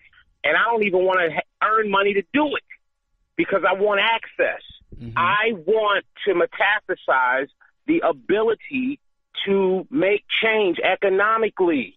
It doesn't make a difference how much information you know about birth certificates or not birth certificates. I'm not knocking that. Mm-hmm. People that want to believe in sovereignty and all that, that's great information. But the people that really make the moves have money. And it's about amassing as many white people that are dead on bills that have worth as you possibly can before your heart stops beating. And to connect with other people that believe in that vision, and to also metastasize more wealth. It does not make a difference about anything else we talk about. I swear to you, I promise you, anything else we talk about is not going to do anything for anybody until all of us come together in some way, shape, or form, and we organize economically. Economic organization with us is everything. Tapping into the vocations, skills, proclivities, and natural abilities that we all have is the only way out. Find that in organized effort and optimize it 23 hours a day. You know, just take a gun and kill yourself. I know that sounds negative. I'm not trying to be I'm just trying to help us understand that we could talk to we're blue in the face about information. It won't change anything. What changes is economic organization. We just bought this building. Now that we bought this building, we're facilitating a service to the masses that is in demand. Now that we have that, now we're moving over here to do this and do that with that money. Now that we've got another service in demand that people are buying from, now we just bought this building from these white people and made them leave. It's like you got to have capital or some type of machine or mechanism that earns capital to earn your place at the table. Does anybody feel that what I'm saying, help me out, because I'm going mad. Let me respond to you, brother JR. I'm in full agreement with you that we have to come together and we have to work together for economic solutions that will help us to be competitive and raise our people out of poverty, and then we can change their mindsets. But back to the conversation about understanding the situation that we're in so that we can change it. Because if we as a people put forth all our effort and energy into Federal Reserve notes, we will continue to be in the same place because we have a lack of. They're just gonna change the game. No, not even that, brother Rio. We have a lack of understanding of what a Federal Reserve note is, and all it is a debt note. Now, if we have the ability to get as many Federal Reserve notes and change them over into assets like brother Dave talks about all the time, at that point we cooking with grease.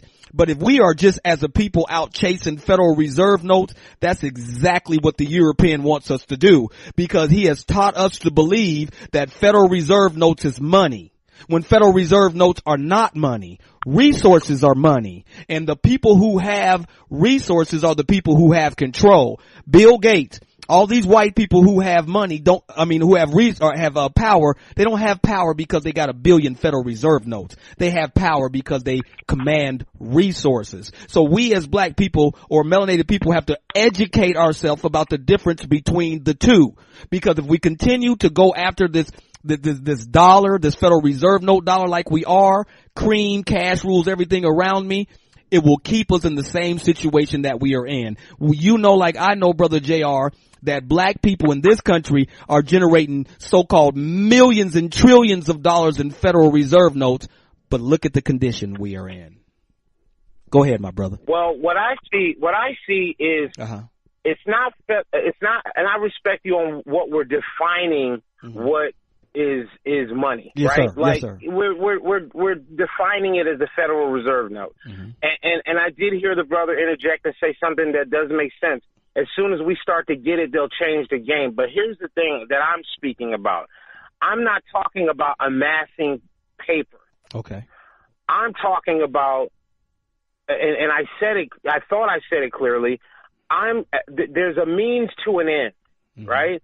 The Federal Reserve note right now, and has been ever since all of us have been alive, Mm-hmm. has been the popular means to an economic net worth, like you're talking about. What Bill Gates has, what Steve Jobs had, what Warren Buffett has, so on and so forth. Mm-hmm. You know, in other words, I can have 5,000 Federal Reserve notes, and with this auction guy, I can get a $30,000 car. Understood. Okay, Mm-hmm. but he got the car for $2,500. It's not about the Federal Reserve note. It's about what it gets me to be able to use as a vehicle. Mm-hmm. So, but really, the vehicle is the main focus, right? So that's what I'm really talking about. I'm not talking about amassing cash money and putting it under our mattresses. Mm-hmm. I mean, the black people in the organization who see that it's under the mattress will probably come and steal it. Right. You know, to go and do something with it.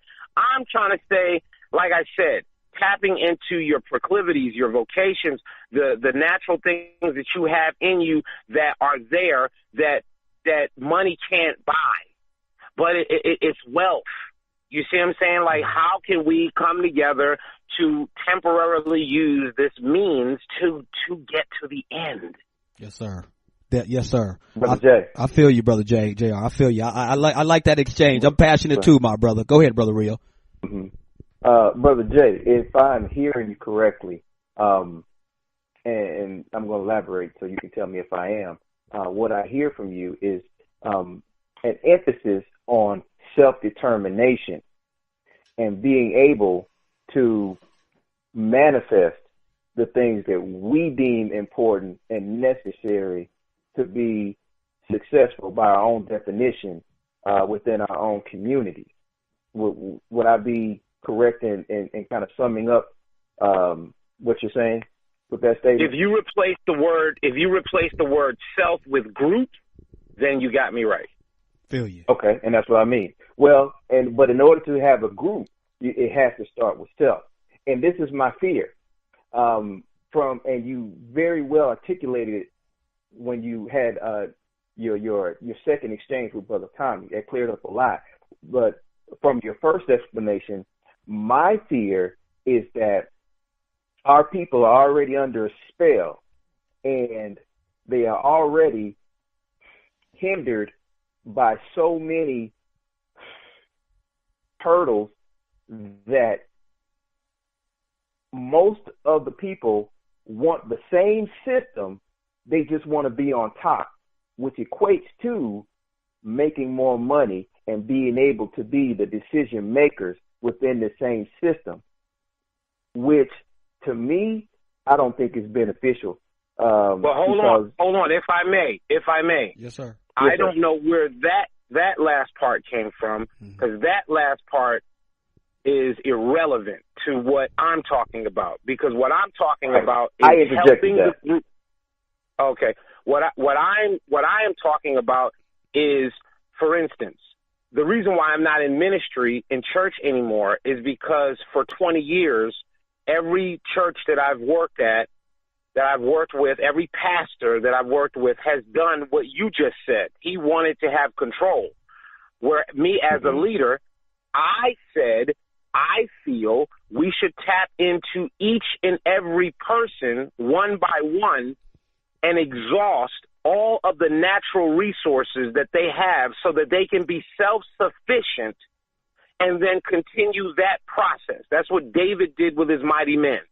He had a bunch of hurt men that were struggling in different areas, and one by one, he understood this guy is good at making swords, so we'll get him a job as the sword maker. This guy's good at making shields, so we'll make him the shield maker. Do you see that we're going individually? They're two different gifts.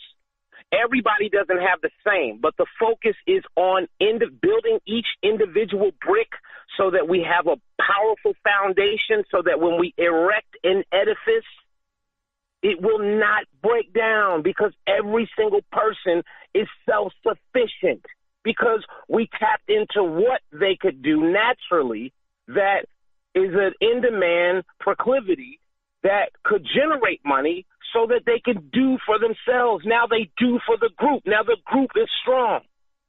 Where do we miss that? How am I being misinterpreted? You're not. Brother, go ahead. Brother, yeah, I'm sorry. Let me get that, brother, because it was directed at me. Brother Jay, I wasn't putting words in your mouth. I was interjecting that. I said that is my fear that the state of our community, when most people think about making a change, what they want to do is they want to make more Federal Reserve notes to replace the people who are in power now operating under the same system. So all they want to do is flip-flop their position, not embodying. I respect your thing. Hold on, brother. Let me finish. Let me finish. All right. Not embodying what it is that you are talking about, because they haven't had the ability to interact with the information in such a way as they understand how the system was pressed upon them, and not being able to kind of measure that against the way our ancestors would have us operate for the benefit of our own community, and then taking the both of both worlds and we making whatever it is we can make of it. Most of the people are separated from the teachings of our ancestors, are the psychotic teachings of which we have been suppressed and oppressed and fed to media-wise and TV, through schools, through lies and the court systems or what have you. Most of our people are not in a state of mind to be able to build on the level that you're talking about. They're just not going to jump up there automatically. I don't agree. I don't believe that. And you are within your rights to agree.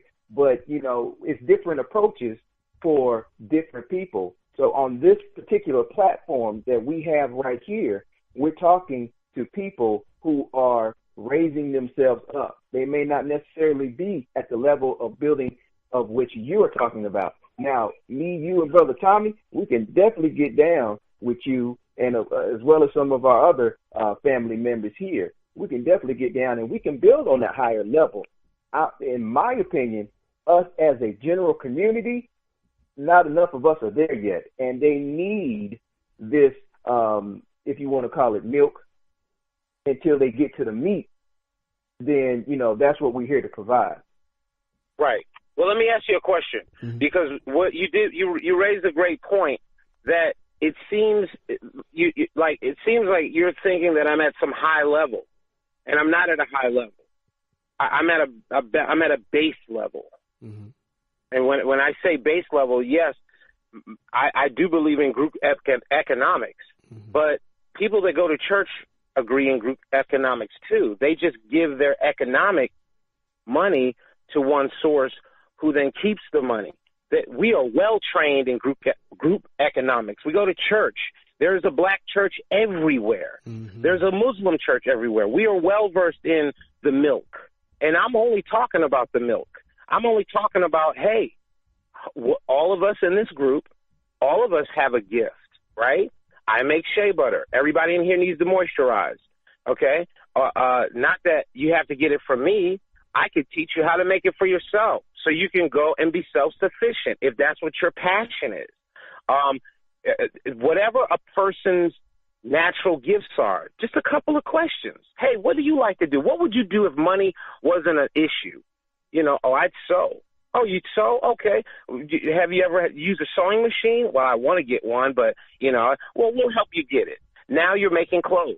Guess what? You can sell those clothes and make money. Why is this it's not rocket science. It's practical, daily love, care for the person by helping them find out what it is they can do to become self-sufficient and help them move along the way. And I will give money towards that. You tell me what it is, I'll give you $100 towards it, $200, $500, $1,000. I will come out of my pocket to give you the money you need to help you to become who you need to become. And then you give a little bit to that person and you give a little bit. Now that person's got their business started up and running. Now we go to another person. And that's called group economics. I don't know why. Well, that's not too hard. I agree with you, brother. And in principle, that is where we have to get. That is where we have to get to. My only thing is, most people aren't ready for that, brother, because most people aren't doing it. But listen, Brother Rio, I feel where you're coming from and I feel where JR's coming from, but I don't think we should say most people aren't ready for that because, you know, that's a self-fulfilling prophecy within itself.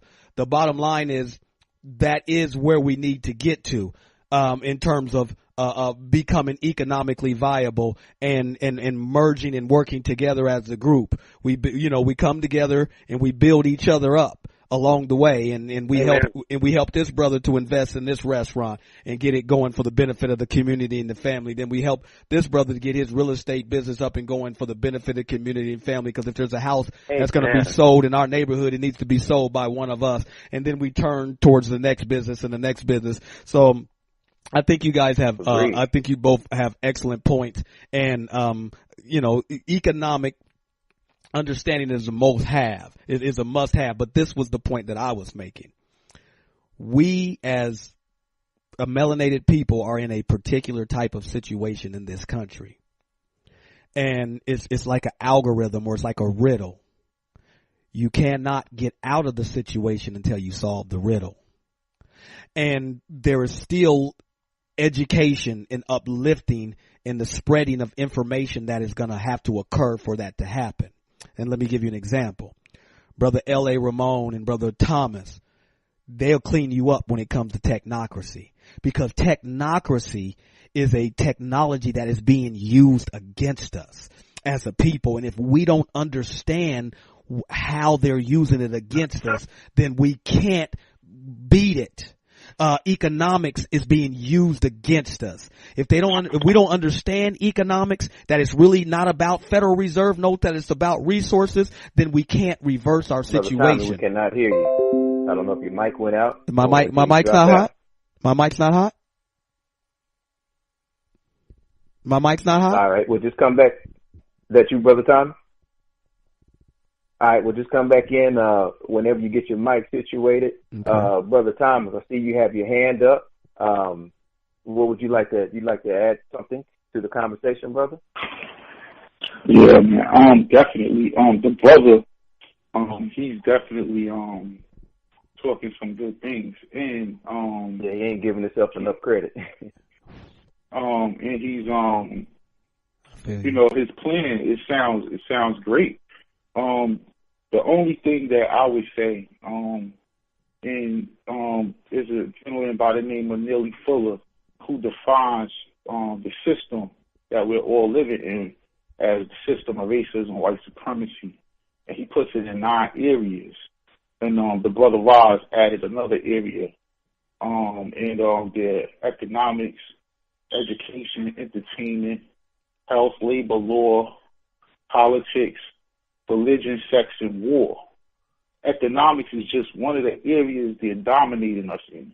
We could all get rich tomorrow and be in court tomorrow too. They have a total system against us. So that's just one of the areas we need to focus on. But to say it's the only area, that's all we need to do. I think that the situation that we're in we're in a much more grave situation than just to get some money and sit at the table with them. They have a system set up where it's all hands on deck against that. So we have to defeat the total system, not just the economic aspect. However, that would make doing other things easier, but it's a total system against us that we got to focus on the broader thing, not just one area. Thank you, brother. Brother Tommy, have you returned yet? Can you hear me? Yes, we can. I've been listening though. Go ahead, brother. Did you want to go ahead with your comment? Yeah, I was just saying that and I think Brother Thomas really just cleaned the game up right there. That is a total system, man. And I'm telling you, man, I'm feeling Brother JR, because the reality, if we had more brothers that was as passionate as he was in terms of us having group economics, then we would be in a totally different position. And then you bring additional information to the table to where we're able to say, okay, well, now we understand. We got this group economics and we got this energy moving. Now we understand what this Federal Reserve note really is. Let's move it towards resources and industry and towards things that are really build us up. So I'm feeling him. You know, I'm really at a point where I'm feeling him. I'm loving the energy, and I ain't got nothing to say against it at all. It's exactly the way we need to be thinking. Just bring that group economics energy and we'll figure out what to do. We'll figure out what the best way to move forward is. Let's just bring that energy in the first place. Agreed. And Brother Jay, it's just a dialogue for me, and steel sharpens steel. I ain't saying nothing against what you're saying, and I'm actually vibing with you. I believe that there are going to be many prongs to speak to that we have to build on. And everybody's not going to be on the same level. So we have to plan for, as you said, people need to get in where they fit in. So once we learn how to take advantage of everybody's talent, then we're going to be that much better and we're going to be that much stronger. So it's just like the hand closing up into a fist. So united, we're going to be able to knock down a whole lot of shit. Absolutely. So, amen. Amen. Yes, I appreciate sharing with you, brothers, and I appreciate y'all having this call, and I love it. And I hope to definitely sit down and, I appreciate the call today that I got from Brother Mario calling me up. And Brother JR, we also want to invite you, the other brothers who are in the Atlanta area, Brother Rob, Brother VP, Mario, myself, Brother Jenna ain't but right up the road. We're going to start getting together on a consistent basis, talking about preparation things in case in the event of anything happening. We also talking about economics, ways in which we can come together and try to build and grow something, get access to land, grow food, bring different business ventures to the table. So we would hope that you would be able to join us as well, and we'll put you up on when the next one is going to be, but we would definitely like to see you there as well. Yes, definitely. I'm in Norcross, so I'm definitely open to it. And whatever I can do economically to put money towards it, and time where I can, I definitely will. I'm open to that. I want to see it happen. Yes, sir. I appreciate you, Brother Rio, Melanated Roots. Monday, 8 to 10. Go ahead and say your closing remarks. I'm going to drop mine, and then we're going to get on up out of here, bro, and bring it again next week. Well, brother, if we ain't got nothing after us, I need about 5 minutes to, still put some stuff on the record so that people can research it and get more thorough, because as the brother said, people hear it, they can't absorb it all, but this show is being recorded, so they have a way to and research it at a later date. Do what you got to do, my brother. Oh, that's what I'm talking about. My brother Tom. All right. Continuing on with the reading, consideration on the part of the husband and wife is the actual fee paid and implied agreement to be subject to the state statutes, rules, and regulations, and all court cases rule on related to marriage law, family law, children, and property. He emphasized that this contractual consideration by the bride group places them in a definite and defined by law position inferior and subject to the state. He commented that very few people realize this. He also said that it is very important to understand that children born to the marriage are considered by law as the contract bearing fruit, meaning the children primarily belong to the state, even though the law never comes out and says so in so many words. In this regard, children born to the contract regarded as the contract bearing fruit.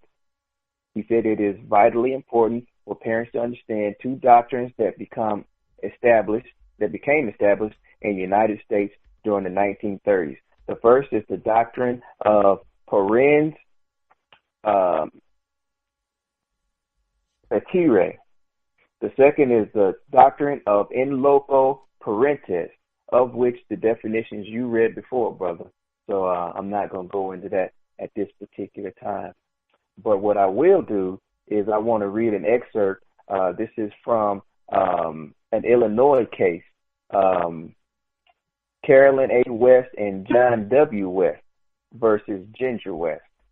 And during this case, the judges gave their dissent and, their explanations. And one particular interesting point, it comes where it says, Ginger begins her argument with the discussion of the long-recognized constitutionally protected interest of parents to raise their children without undue state influence. And they give a list of cases that you can look up. Meyer versus Nebraska, and Prince versus Massachusetts, and, and other ones that you can look up if you look into the document. But it continues and it says, however, this constitutionally protected, Brother Tommy, this constitutionally protected parental interest is not wholly without limit or beyond regulation. And this court case is Prince versus the Commonwealth of Massachusetts, where it says the state has a wide range of power for limiting parental freedom and authority in things affecting the child's welfare. In fact, the entire familial relationship involves the state. When two people decide to get married, they are required to first procure a license from the state. If they have children of this marriage, they are required by the state to submit their children to certain things, such as school attendance and vaccination. Furthermore, if at some time in the future the couple decides the marriage is not working, they must petition the state for a divorce. Marriage is a three-party contract between the man, the woman, and the state. The state represents the public interest in the institution of marriage. The public interest is what allows the state to intervene in certain situations to protect the interest of members of the family. The state is like a silent partner in the family who is not active in the everyday running of the family, but becomes active and exercises its power and authority only when necessary to protect some important interest of family life. I just thought that was very interesting, Brother Tommy. And, the family can look up, different cases. Now, this was in the state of Illinois, but, all states are going to have similar statutes for the sake of uniformity. And I'm pretty sure that people can find evidence of similar case rulings in their own state. This is pretty much their justification, and as well as we can see how they pull family law, which is supposed to be on the private side, into the public sector to where they can have all power and influence and have the people, being the mother and the father, subject under the state. What you think about that, brother? It just basically brings home what we've been saying. Like I said, I think we're dealing with, in the conscious community, a lot of brothers want to talk, but don't nobody want to listen. Even when the information is being put on the table, I think we all need to recognize we have two ears and one mouth and listen twice as much as we talk. And then we can consume some information that hopefully can change our spirit and we can change our situation. In local parentis, parens patria, people need to look it up. They are taking control of the family breaking down the family, taking control of the children, and they're doing it due to these adhesion contracts we have signed and the statuses that we are all in as 14th Amendment U.S. citizens, which is synonymous with an economic slave. And if people don't want to wake up to that, that's the problem. You can't get out of this predicament if you don't understand it. There's a reason why they put that child's footprint on that birth certificate. There's a reason, because they created a bond, and that bond is a trust, and it's controlling your life even to this day. If you can't understand that, then you can't change the predicament that you're in. That's well said, Brother Tommy. Well said. Yes, sir. Brother Rio, before you go out, I want to say peace to Brother Andre. Definitely appreciate him for sharing his story. Brother Musaddiq, Brother Scotty shared his story as well. To the strong black melanated fathers, I want to send out much love, much respect, because the sisters, they've been holding it down. We know for a fact that sisters have been holding it down, loving and nurturing our babies, not always in a melanated sense the way they should, but they've been keeping it real when it comes to that. And they tried to make it seem like black men haven't, although there's a lot who've been caught up in the system that hasn't. But black men and melanated men love their children and love their family, and we're going to give recognition and appreciation and love and respect for that tonight. Tommy Jordan, I'm out. melanatedroots9@gmail.com. It's on you, Brother Rio.